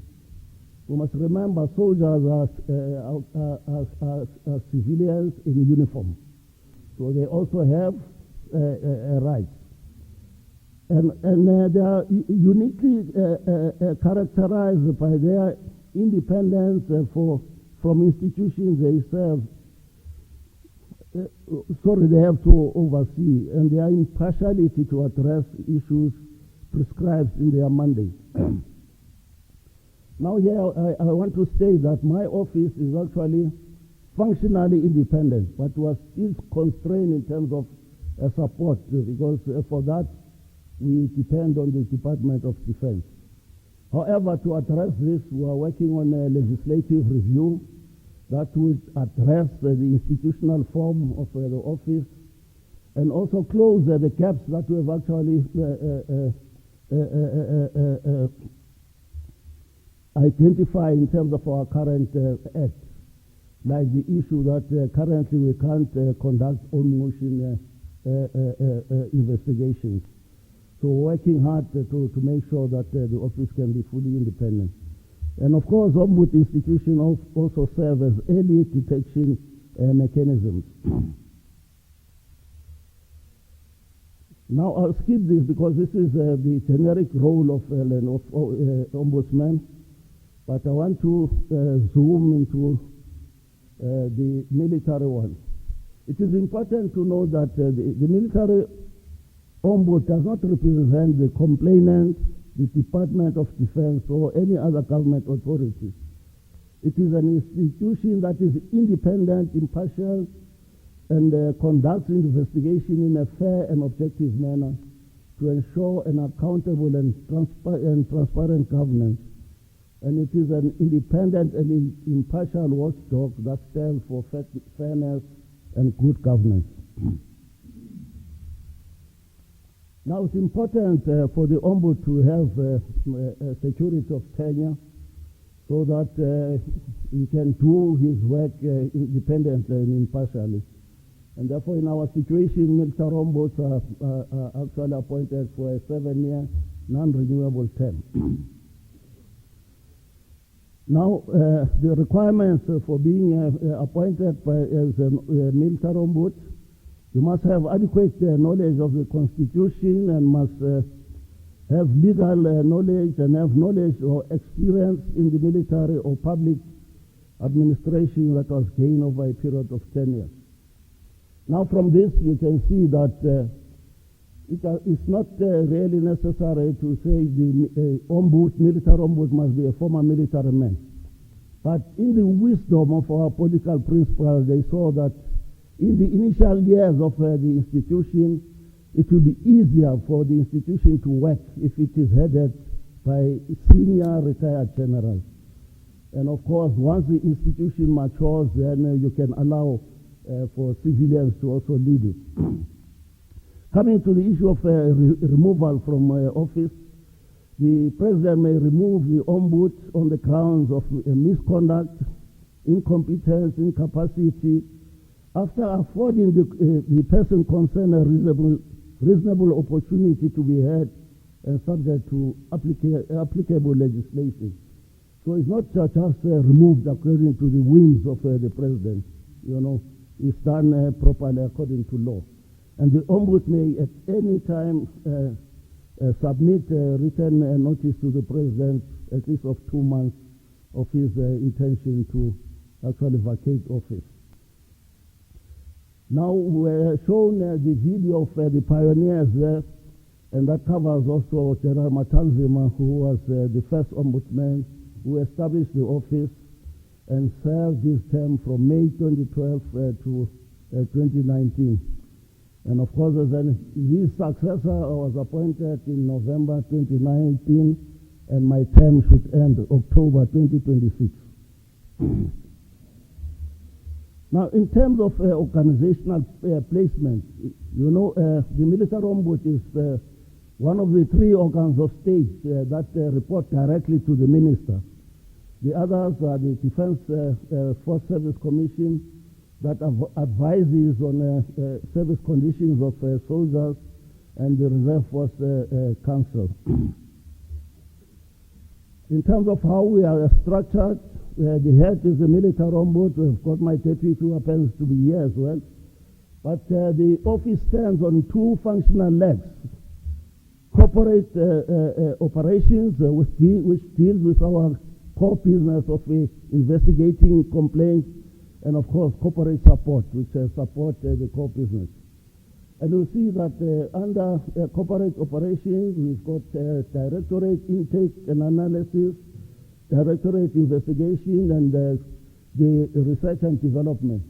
Research and development looks at analyzes the complaints that we receive and try to establish if these are not caused by systemic issues within the department, so that recommendations can be made to address those. Now, our legal support also fulfills a very critical role to make sure that our investigators are not subjective, and in the process of investigation, they follow the law to the letter. So once investigators finish their investigation, legal then reviews the initial report and recommend that it can actually be signed for distribution to the interested parties. The communication section plays a very important role as well in terms of outreach programs where we popularize the mandate of the office. It's important to note that our office is located in Gauteng. We don't have regional offices, and therefore it's critical that we go out and tell both members of the Defence Force and members of the public about the office and its mandate. And to try and close the gap that we don't have regional offices, we establish what we call pop-up offices, where for a period of a month my staff are there, and people can actually go to them, lodge complaints, and in that way we are trying to make the office accessible. Of course, the support functions, HR, ICT, finance, and all that. We're a very ambitious organization. We see ourselves as a world-leading, independent and impartial ombuds institution, and our mission is to provide an independent, impartial and expeditious complaints resolution process for serving and former members of the South African National Defence Force and the public to promote good governance. Our values, we try to live by these values so that we can provide a professional service, that is accountability, confidentiality, commitment, impartiality, professionalism, integrity, courtesy, and transparency. Now, coming to our mandate, the mandate is to investigate and resolve complaints lodged in writing. I must emphasize that the complaints must be lodged in writing by a current or former member regarding his or her conditions of service, a member of the public regarding the official conduct of a member of the Defence Force, and a person acting on behalf of the member. Now, during COVID-19, we had challenges because at that time, the Defence Force was actually deployed in big numbers throughout the country, and then members of the public who felt their rights were infringed upon would phone the office. To make sure that we comply with the requirement that their complaints are in writing, then we would be sending them a complaint form and making sure that they lodge a complaint in a written form. It's critical to know that after completion of the investigation, the military ombuds may dismiss, uphold, or issue an alternative resolution. But where we are actually upholding the complaint, then we must recommend appropriate relief to the Minister for implementation. Now, technically, our work should be ending up there. But we realize that we won't be effective as an institution if we don't follow up on issues of implementation. And therefore, we've set up a liaising committee or forum with the National Defence Force. And in that liaising forum, issues of implementation are monitored and challenges around implementation are discussed.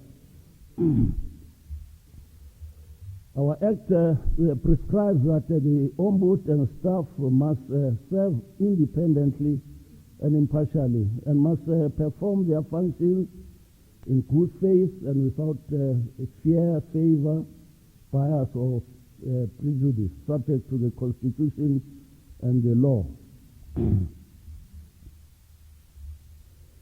Now, the conditions of service are actually captured in the Defense Act, Section 1, that is Defense Act number 2 of and covers the issues that are listed there: recruitment, education, training and development, promotion, transfers, and all that.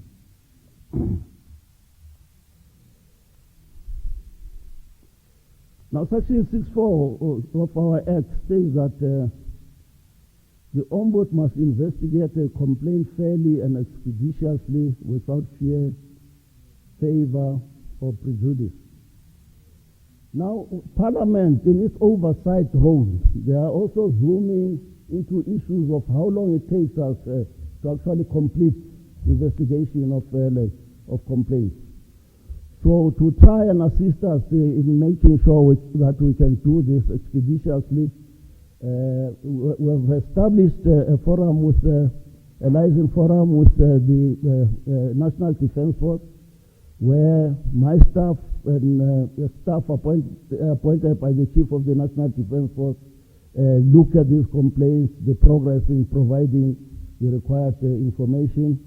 I also have direct access to the service chiefs and division chiefs, Chief Army, Air Force, and all that. But because the Army is our biggest client, we've got quarterly meetings with the Chief of the Army, where we look at the challenges in terms of providing us with the necessary information.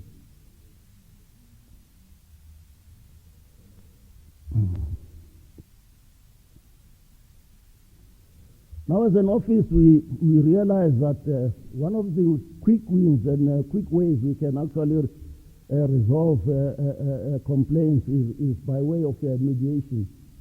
And we have taken steps to ensure that we have trained all our investigators and analysts in the mediation process. But of course, where that fails, then we go back to full investigation of the complaint. But I need to also point out that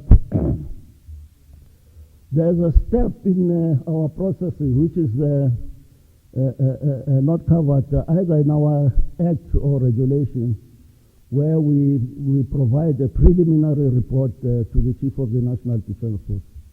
We're doing that so that the Chief of the National Defense Force does not become aware of a problem and get an instruction from the minister to implement, whilst he didn't actually get the preliminary report to look at and actually comment on. And that is actually assisting us a lot in terms of our work.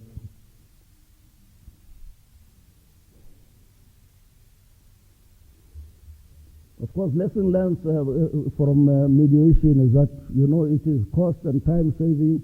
It's an informal and flexible process. There's procedural flexibility, and you can come up with a creative solution. And critically, it is a voluntary consensual self-determination by parties to the mediation. And of course, the outcome thereof also helps to preserve a relationship. I wanted to touch on the time frames in terms of lodging them, but I can quickly say it's 180 days for serving members to lodge their complaints, and former members 100, and members of the public, actually they must lodge their complaints within 90 days. If not, then they must apply for condonation for us to look at them. And now, you must understand that within the National Defense Force, there's a grievance system. And members, before they can come to my office to complain, they must first follow that grievance system. The whole process takes about 80 days, because first it must go to the unit officer commanding, where it's got 20 days to respond. If the response is not satisfactory, it goes to the formation officer commanding, who's got 10 days to respond. If not resolved, it's elevated to the chief of the service, who's got 20 days to respond. If still not resolved at that level, then it goes to the SANDF grievance board, where it should be resolved within actually 30 days. But of importance is that once it is resolved there, then the chief of the defense force is given the opportunity to actually endorse it. And if it has a financial implication, it also goes to the Secretary for Defense. We have signed a memoranda of understanding with various sister organizations to assist us in our work, because sometimes we receive complaints that are not within our jurisdiction. Therefore, we then refer these and make sure that people are assisted when we try to follow up that is done. Now, I want to end up by a little advert. You know, in 2018, from 29 October, we were privileged as a country to host the international conference of ombudsmen for armed forces, you know. And from that conference, we had Africa Day Symposium, where it was stated that given the fact that the South African Military Ombuds is the only institution of its kind on the African continent, we're happy Nigeria now has an ombuds institution that is focused on the Air Force. And it is, we are no longer the lonely institution on Africa. But given that fact, therefore, we launched a project where we could share with countries, you know, our concept, and if they buy into it, assist them in terms of establishing ombuds offices. We've been doing some work with Kenya. We are looking at establishing the office of the military ombud.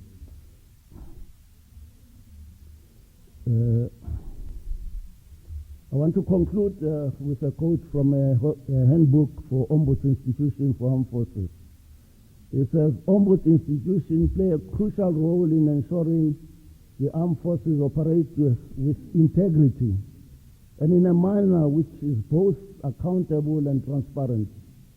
By handling individual complaints as well as through the exploration of thematic and cross-cutting issues, ombuds institutions help to prevent human rights abuses and eliminate waste and malpractice and contribute to the overall governance of the security sector. Moderator, I'm sure you kept within your time. Thank you. Yeah, thank you, General Masondo, for your presentation.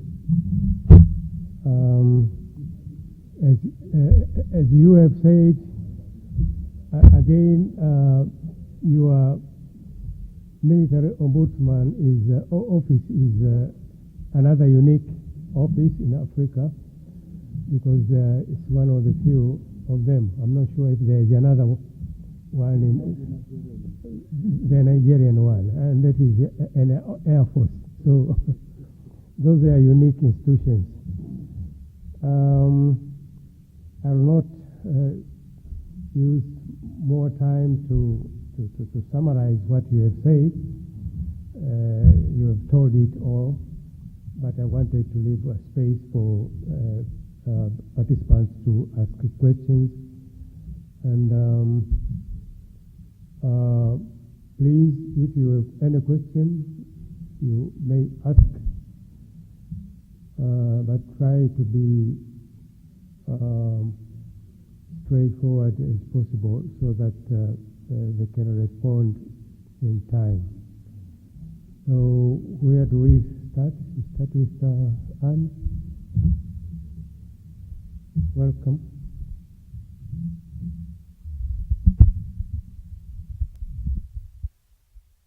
I want to thank our presenters for the rich exposition of the presentations from the different speakers. I would leave this place a better person having a piece of everything that happens in your jurisdiction. Mine are observations, but also clarity, especially from the police ombudsman of South Africa and the military ombudsman of South Africa. I'll start with the police. You said anyone who has a problem with the police can complain, can lodge a complaint with you. When you were presenting, what you presented, if I were to relate it with my country, we have what we call the Professional Standards Unit of Police, PSU, and it's meant to discipline military officers, police officers, errant police officers, and it's a quasi-court. They can make decisions, they can make orders, they can demote you in rank, etc. So I want to understand how this is different. I don't know if in South Africa you have something akin to that. My understanding of an ombudsman is for mediation. When I think of ombudsman, I think of alternative dispute resolution mechanisms where you tried to bridge gaps or to bring harmony within the forces, within individuals working within the forces, or ensuring that processes and systems are followed, and where they have not been followed, you take action. So I want you to help me just suppose what I have told you happens in my country, because from your presentation, it's handled by the Professional Standards Unit, and it's a quasi-court. They make orders, they sit as a tribunal, etc. That for me, if it comes out better, I can be able to pick some few nuggets for my country. Then you said you have to wait for a complaint to be made before you investigate. Does it mean you don't have power to initiate investigations? Then what happens to the weak? Like you rightly said that the popularity, the South African police is not a popular force. I think in most African jurisdictions, the police are not very popular. In my country, the same. They're not very popular. So if you say you cannot initiate an investigation, you just give an example, said, for instance, such and such a thing has happened, but you'll wait for somebody to complain.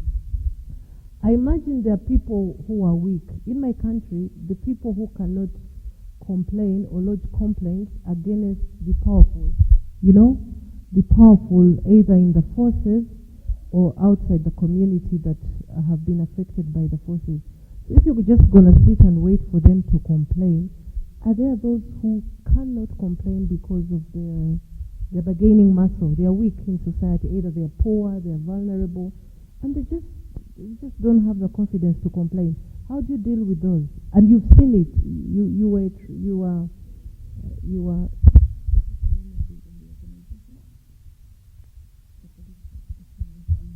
So you're the police ombudsman, and you've seen there is something that you can handle, but you just have to sit and wait for somebody to complain. How do you handle that?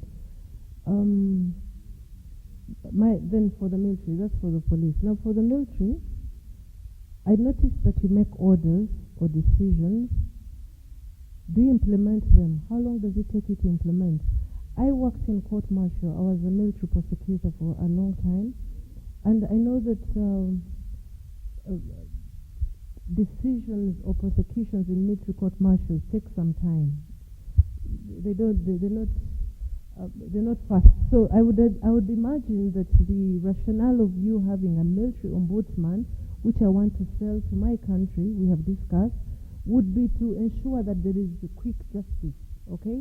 But from what you presented, you have 80 days, 60 days, there's a grievance board, and then the Chief of Defense Forces has to ratify, etc.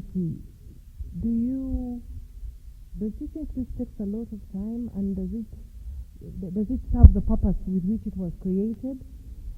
What happens? I mean, what kind of issues do you handle if I am conflicting? Assuming I'm a captain and she's a major, and we just don't get along, and the things that you can just mediate between us. Do you still have to? Because now, in my country as an ombudsman, there are times I call duty bearers or either the superior and the immediate deputy are not working, and it's causing conflict in the organization, and people, it's affecting service delivery. I just sit them down and settle their conflict. Now, if you do that in the military between the captain or between equals, majors and majors or colonels and colonels, and your recommendation is reconciliation, do you still have to take it to your superiors to ratify? I think that would help me. It's something I want to copy for my country. And then lastly, no, it's within what I've discussed. I thank you so much.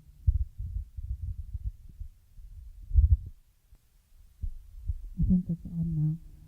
Yes, my name is Priscilla Hailise. I am from the Office of the Ombudsman, Botswana. Firstly, let me just say I'd like to give my flowers to Mr. Sasako. Our office engages with him a lot, and we negotiate with his office, and we have mediation sessions also with his office. He's a very good guy, if I may say it, millennial language. But I think more often than not, and he knows this as well, whenever I get the chance, I advocate for the human rights of militant persons and police officers. And I'm very passionate about that subject because how they are treated and whether or not they are content in their conditions of service has a far much more serious bearing in the quality of the work that they produce. So in as much as we believe that they have been employed to protect us, a rather odd or unusual perspective would also be that the Office of the Ombudsman also exists to protect them. And it's a discussion that's ongoing, but I'm very happy that this has been brought forth because it validates my perspective or my human rights perspective towards their conditions of service. There has been a rumor that the Constitution apparently takes away certain privileges and rights from militant personnel. I'm yet to see whether or not that's true. I'm yet to read on that. But if it is, then perhaps discussion should be heard on whether such rights that have been taken are still well within humanity. So what I'm trying to say is, if we have limitations that have been imposed on military and police personnel, are they reasonable and do they protect them as human beings? Thank you.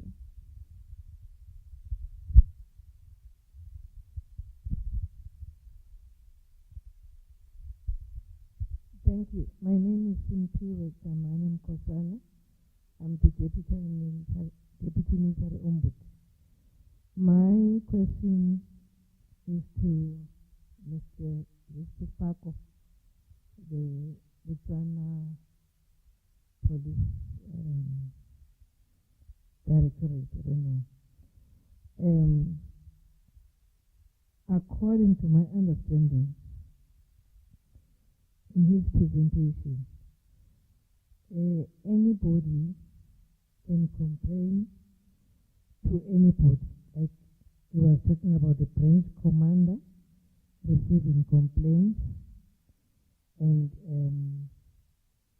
a commissioner or senior officer receiving complaints. And there is no process or system that he gave us regarding how the investigation is handled.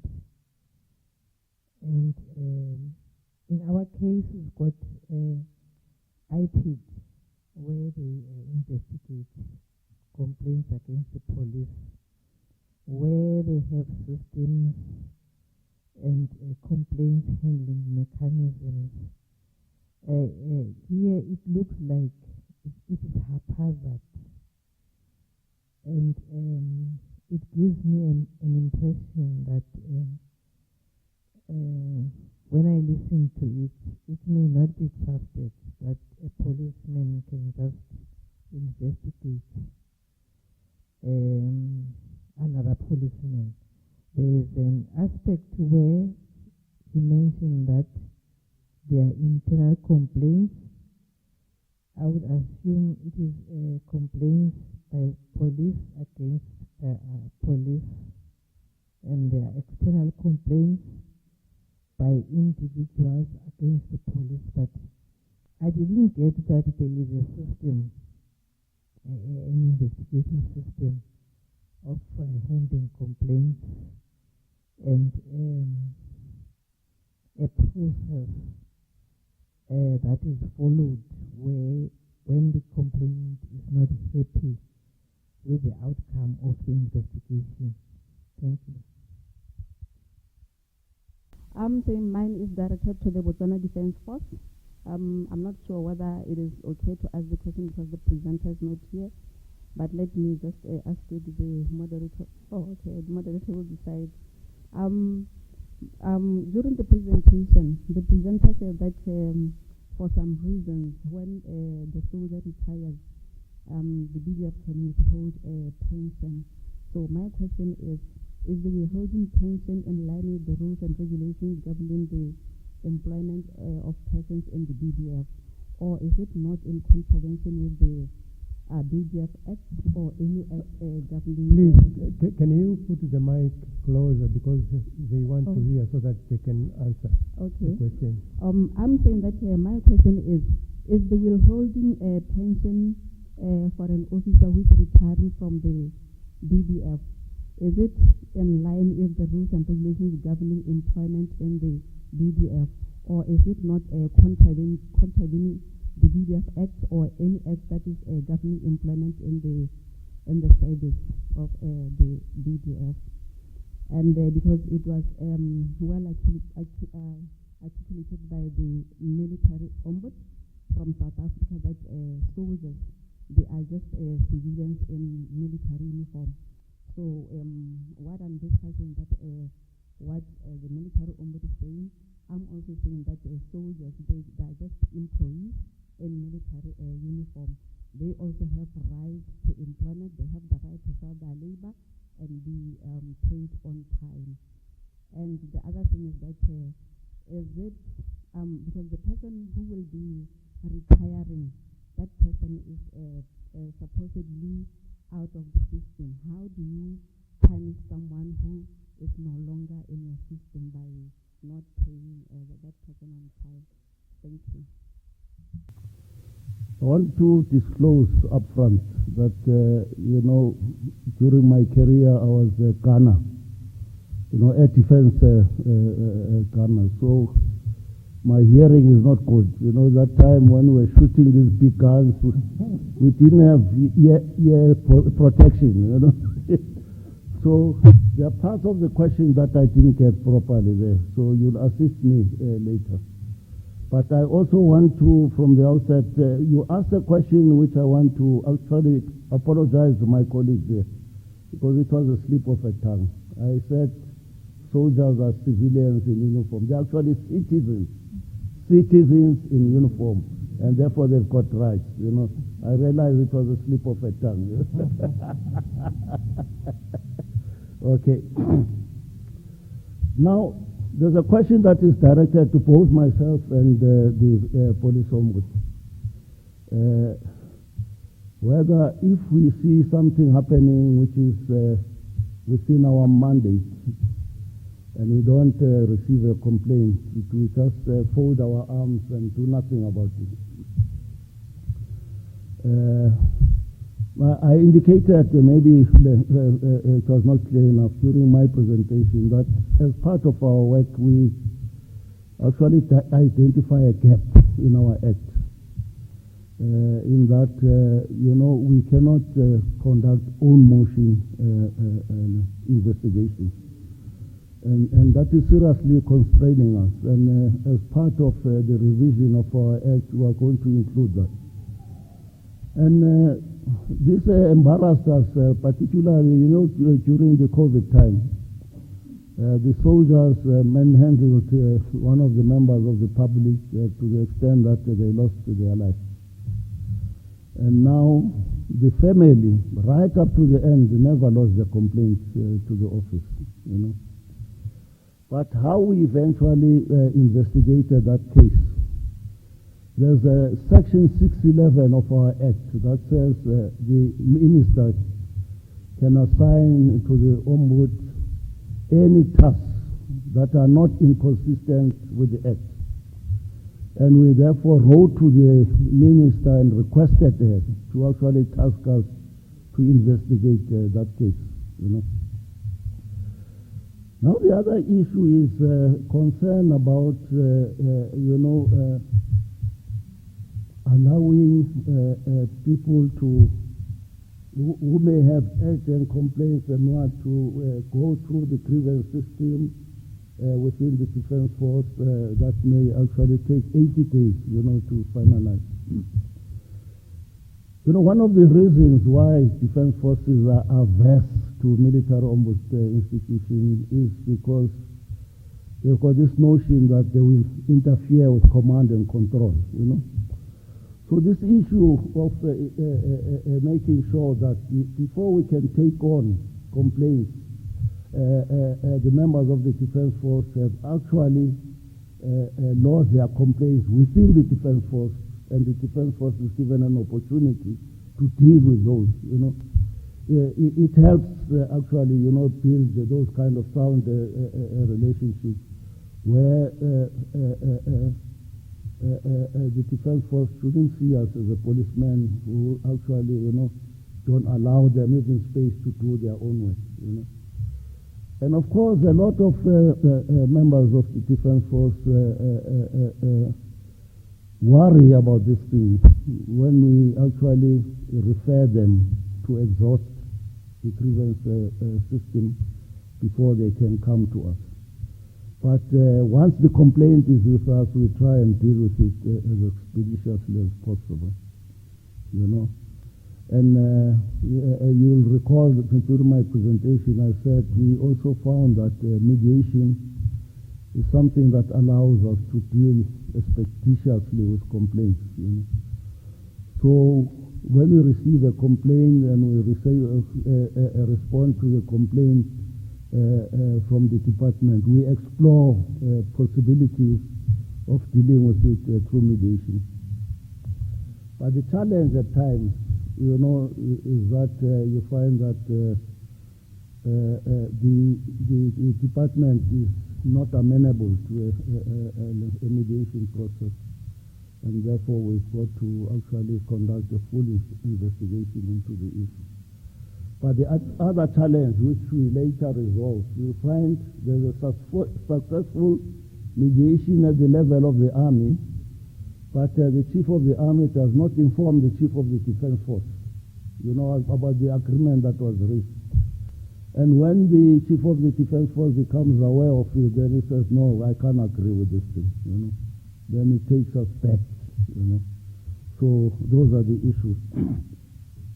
Now, then there's a question about also how long does it take to implement, you know. It depends on different scenarios, you know, because sometimes you find somebody complaining about the fact that they were supposed to be promoted. There was a signal actually for their promotion, and it was ignored and all that. And they've been complaining within the department with no joy, you know.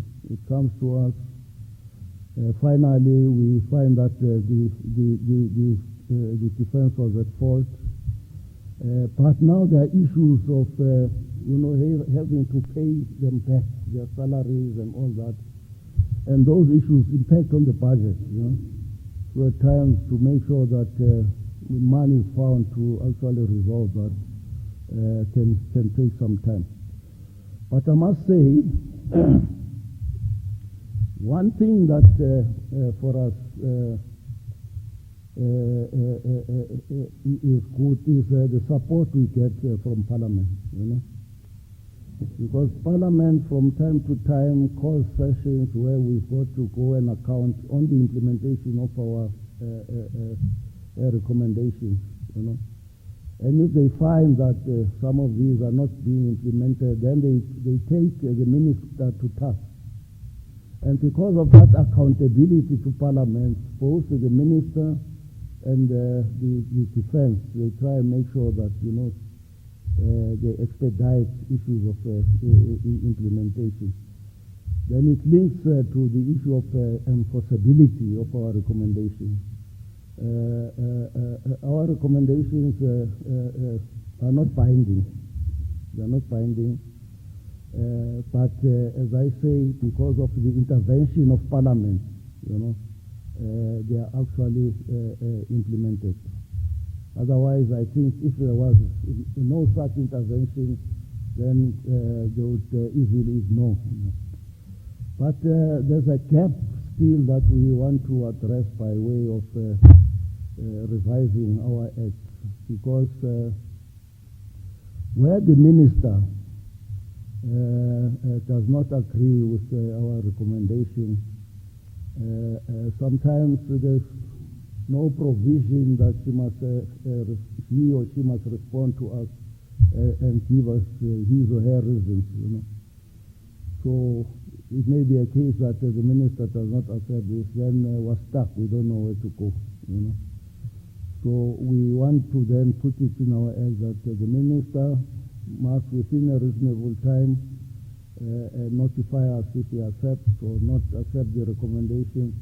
If they don't accept the recommendation, also give us a reason, you know, why it's not accepted. And then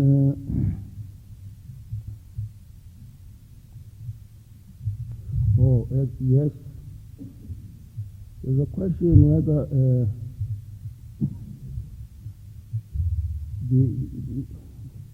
well, let me answer it as pertaining to my institution. My institution has been established per Act of Parliament as an independent institution, you know, which is why then Parliament provides oversight over our work, you know, and also the reason why there can be no interference in terms of how we conduct our work, save for the fact that currently, as I indicated, we depend on the support from the Defense Force, and of course it is less than ideal, and it also constrains us in terms of our core business. Yeah. Sorry, ma'am. Can you come with the latter part of your question? I struggle to hear that. Please, so that I can finish.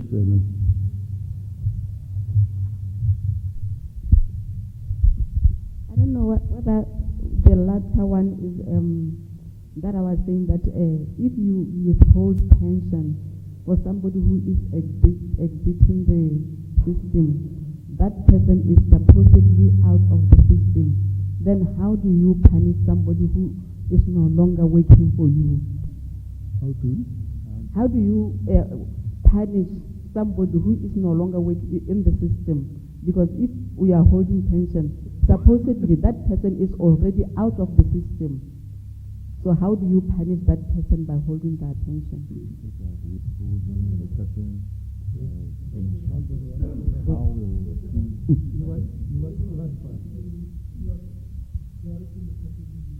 Oh, okay, sorry, I thought it was very, okay, so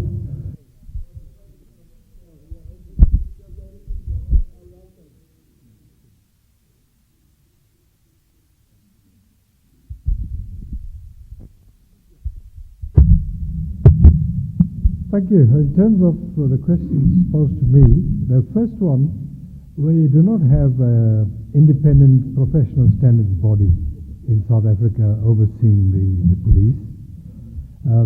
Matters of criminality or serious misconduct are dealt with through internal disciplinary process.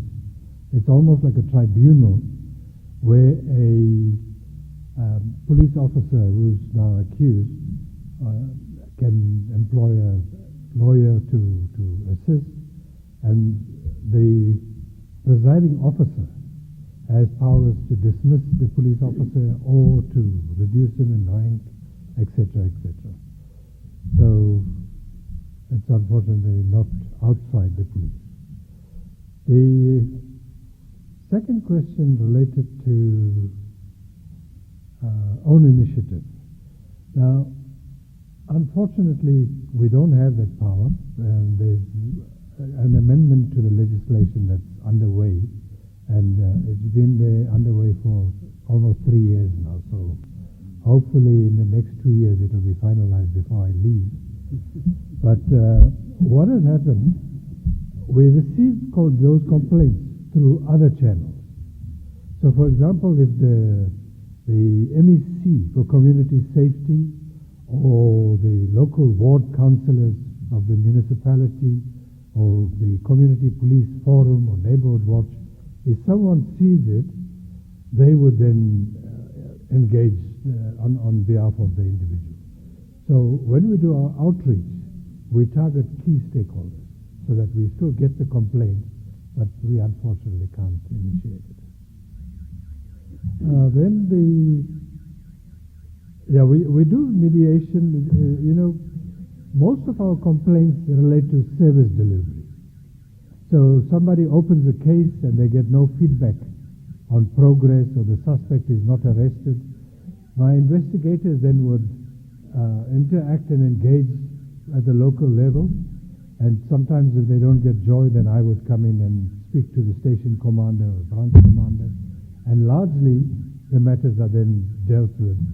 So our finding would be substantiated but resolved. And in terms of the legislative powers of the police ombudsman, South Africa has got a national police service. So the Western Cape is one of the province, and I'm a sector ombudsman just with powers for the Western Cape. So it's not under the Police Act. The Western Cape government had to create their own act, which is called the Western Cape Community Safety Act. And I derive powers from that act. But it's not national at this stage. So in terms of advice, if you want to establish something of that nature, the recommendation I made during my presentation was that you should determine what is the levels of trust and confidence in the police, and what's the levels of service delivery to warrant. Because whenever you open a new office, it's resource intense. And then people who come here and complain we don't have resource. So if it can be managed within the existing structure of the ombudsman, depending on how many complaints, if you do an analysis of the total complaints received by the Botswana ombudsman, and you see how many fall under the category of policing, then maybe that can advise you whether to take it through to the parliament or not. That was it? Okay, another response? There. Thank you, sir. Let me appreciate the compliments that my sister extended to us and the Botswana Police Service, and go on to respond to her concern in this way that we should not be understood to mean that when we say our rights are curtailed, we don't have rights and we don't respect each other's rights as police officers. We do have rights, and we do recognize that police officers as individuals have rights, and each and every time when we're dealing with issues that affect them, we know that we have or at least the Botswana Police Service appreciate that there must be a reasonableness in looking at those issues, and there must be a balancing exercise within the interest of the officer concerned and the exigency of the service. And it is through that exercise that, ultimately a decision is made as to what is to be done or what is to happen. It may be that in the exercise of that discretion or that balancing exercise, one may, look in this way, another one may look in that way. But the process itself dictates that we do due diligence and take all the necessary considerations that has to be taken into consideration when we deal with issues that are affecting police officers. Of course, I agree that it's an issue that we may have to sit and continually have discussions around it.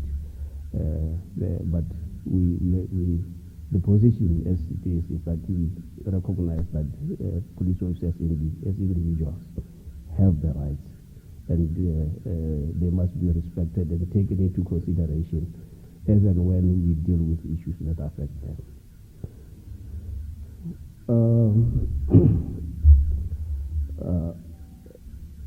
My sister on my right, well, yes, one may say so, and say we do not have maybe something that is written as a method of presenting complaints to us from members of the public. But how we have been dealing with this has been the same way we have been dealing with any other report that come to us, whether it is somebody reporting that he has been violated somehow, or somebody reporting that this has happened or that has happened that needs our intervention. So that has been the approach. That either you call from home, you send an email, or you walk into a police station to say, I have a complaint against so-and-so police officer. We will take that complaint. We will investigate it to its conclusion. As I said during my presentation, during the investigation, there might be 3 outcomes that might come out of, actually 4, that might come out of that investigation. It might be that there is an element of criminality that is being established from that investigation.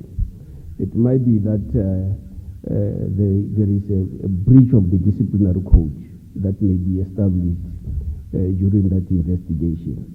It might be that there is some form of malpractice that does not necessarily amount to a breach of a disciplinary code or a criminal matter. And lastly, it might be that maybe it's just a misunderstanding between a member of the public and the police officer that needs just the sitting together and having a common understanding between the two. But depending on what the investigation establishes, the responses will always be, if it is a criminal offense, then it will be sent to the relevant authority, being the DPP, to deal with the criminal aspect of it. But at the same time, a disciplinary process will be undertaken within the organization. There's a corrective measure to the officer within the organization, and whose outcome will be communicated to the complainant at the end of the day. And if the possible punishment arising, should it be that the officer is found guilty, will range from a reprimand, a severe reprimand, up to a dismissal from the Botswana Police Service if the circumstances are such that the officer deserves to be dismissed. And still, like I said, the officer will still retain the right to vindicate his right at the police council all the way up to the courts of the higher courts of the country. So that basically what happens. I don't know if I've covered all the aspects of your question, but that basically what happens with regard to the complaints that emanate from the Botswana Police Service. I thank you. Okay. Yeah, you want to respond about the question? Okay. Thank you very much, moderator. Maybe first and foremost, let me thank you, presenters, for having presented a very powerful presentations from all of you. And also, let me just give a perspective on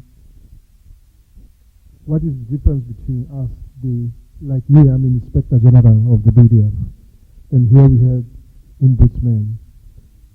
According to U.S. Manual for Operations FM something, it defines the Inspector General as the Ombudsman of the military. So, for me, in Botswana, I'm the Ombudsman of the military. That's my role. And when you are giving your presentations here, I realized that we have got similar, almost similar, close to almost similar activities that we do. Just like the Ombudsman and I, as the Inspector General, I do the same thing. And I realized that the two big countries like Nigeria and South Africa, which are our big brothers, and for that matter, yes, they've got military ombudsmen, they have military ombudsmen, which I appreciate. In small countries like Botswana, Zimbabwe, Zambia, Malawi, Mozambique, and Angola, I can say they don't have military ombudsmen. They've got only Inspector Generals, IGs, which is, I'm one of them. Even recently, I've been in DRC. I came on in Kinshasa, where I was chair working group which was held in Kinshasa. And I don't know if in General Masondo, do you have maybe a working group of ombudsmen in SADC? I'm not sure we have it, but it's not that I can discuss it later with you. So to answer the question for my sister here, yes, we know that we have a case in the BDF where one of our colonels was about to retire. Problem because there was he was being investigated by my unit involving a large sum of money. They were supposed to do a certain project, and he diverted the money somewhere. And so then he got in trouble. He wanted to run away. And during the out processing, his retirement passed through my office. And then I said, no, this guy cannot retire now. Because he still owes, we are still investigating him as the IG. So, I wrote a letter to the commander, Botswana Defense Force, to tell him that he should increase the time for this guy in the military. He should not retire until we solve this problem. And we gave him 3 months. And then I recommended that we want him to be increased by 3 months. By that time, I believe we will have solved the problem. So we are not saying we are denying somebody's benefit. We are saying when you retire, you should retire in such a way that you have so, because he can retire and then he gets the benefit. But we find that he owes the government 500,000. So that's why we can stop you. I think in that case, I believe that you will agree with that we cannot let people, because they know that they've got a case to answer, and they circumvent the system, and they want to the commander of the force based on section BDF Act gives the commander of the defense force the power to hold your retirement, whether you like it or not. As long as you have a case, we are going to hold you until we finish the case and we can get whatever the government does. And that one I'm very, very strict, and if it's human rights, I think it has to go. That one I can tell you. So maybe I can give my legal advisor to talk about the sections that gives the commander the power to withhold that. Excuse me, we are running, actually we are beyond time, and please make very short and quick responses, because we have Commodore also maybe wishes to respond to one of the questions. Thank you very much. Just on what you were saying, to affirm it, and also to answer one of the questions, so that when we go that side, we are done with PDF questions. The issue here concerns the jurisdiction issues regarding soldiers who are retiring, and upon retiring they have cases to answer to. And so our PDF Act, Section 206, looks at the matter and said that you will not go until that matter has been settled. But it's not really trying to deprive the person of retirement. But it is because when the matter goes outside, the commander would have wanted it to be completely resolved. So sometimes it's felt that way if somebody is having maybe to answer it. Now, when it comes to the other question has been asked about the complaint procedure, I think the General Selo, when he was presenting, he stated clearly that the BDF Act allows for anyone to make a complaint if it is agreed by anything in the Botswana Defense Force. We also have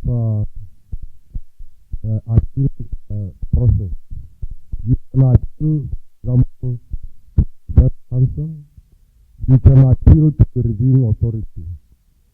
But what is important now is that if there's a complaint that you want to register, we also have the Inspector General, who you can go to and maybe complain that there is an issue. Not only issues of, that the normal Inspector General will deal with. But in the old Act, in the old Botswana Defense Force Act, we had two sections that allowed individuals to write to the commanding officer first if they have a complaint of anything, if they agree. Then, if they are not satisfied with the answer that they get from the commanding officer about anything, whether they complain about another soldier, they can now write to the commander. And they write to the commander to complain, and the commander was supposed to make a decision on the matter. If he could not make that decision, then the matter will be escalated to the Defense Council. Now, as we all have heard when General Sel was presenting, he talked about the appeals panel. And that appeals panel has not yet been given life by coming up with the regulation. To say who will be sitting in the appeals panel so that we can deal with this.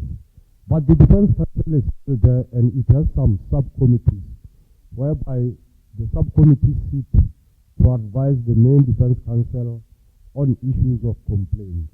And lastly, I want to add also that we work closely also with the ombudsman here, whereby our soldiers take their complaints to the ombudsman, and the ombudsman is able to even back to us to give further details or particulars on issues of complaints.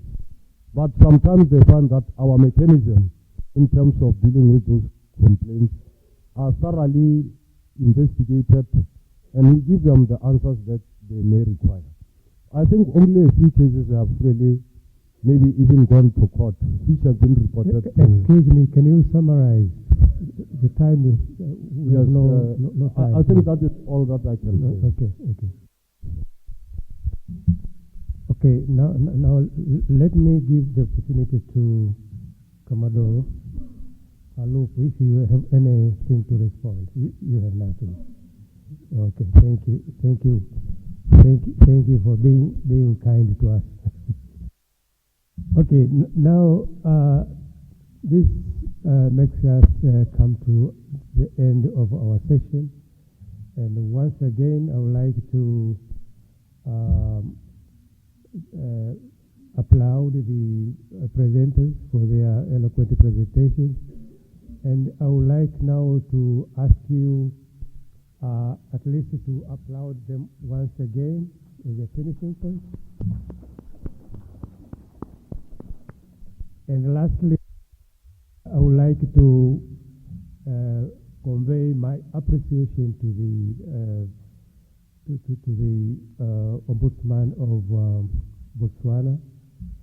Please, he's not here, but you may convey our thanks. You're here. Oh, sorry. I didn't see you, sir. We thank you so much for everything that you have done to us. You have made this session a success. And I would like to say once again, we thank you. Also, I would like to thank Professor Ayani, who gave me this opportunity to moderate this session. With this final remark, then I will say that our session is over, and I would like to hand over the mic to the facilitator if she has anything to say. You have nothing? Okay, then I wish you all a pleasant journey back home, for those who will be leaving today or tomorrow.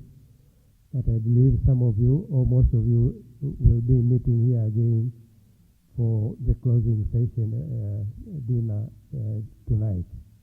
So with this, thank you very much, and I wish you all the best.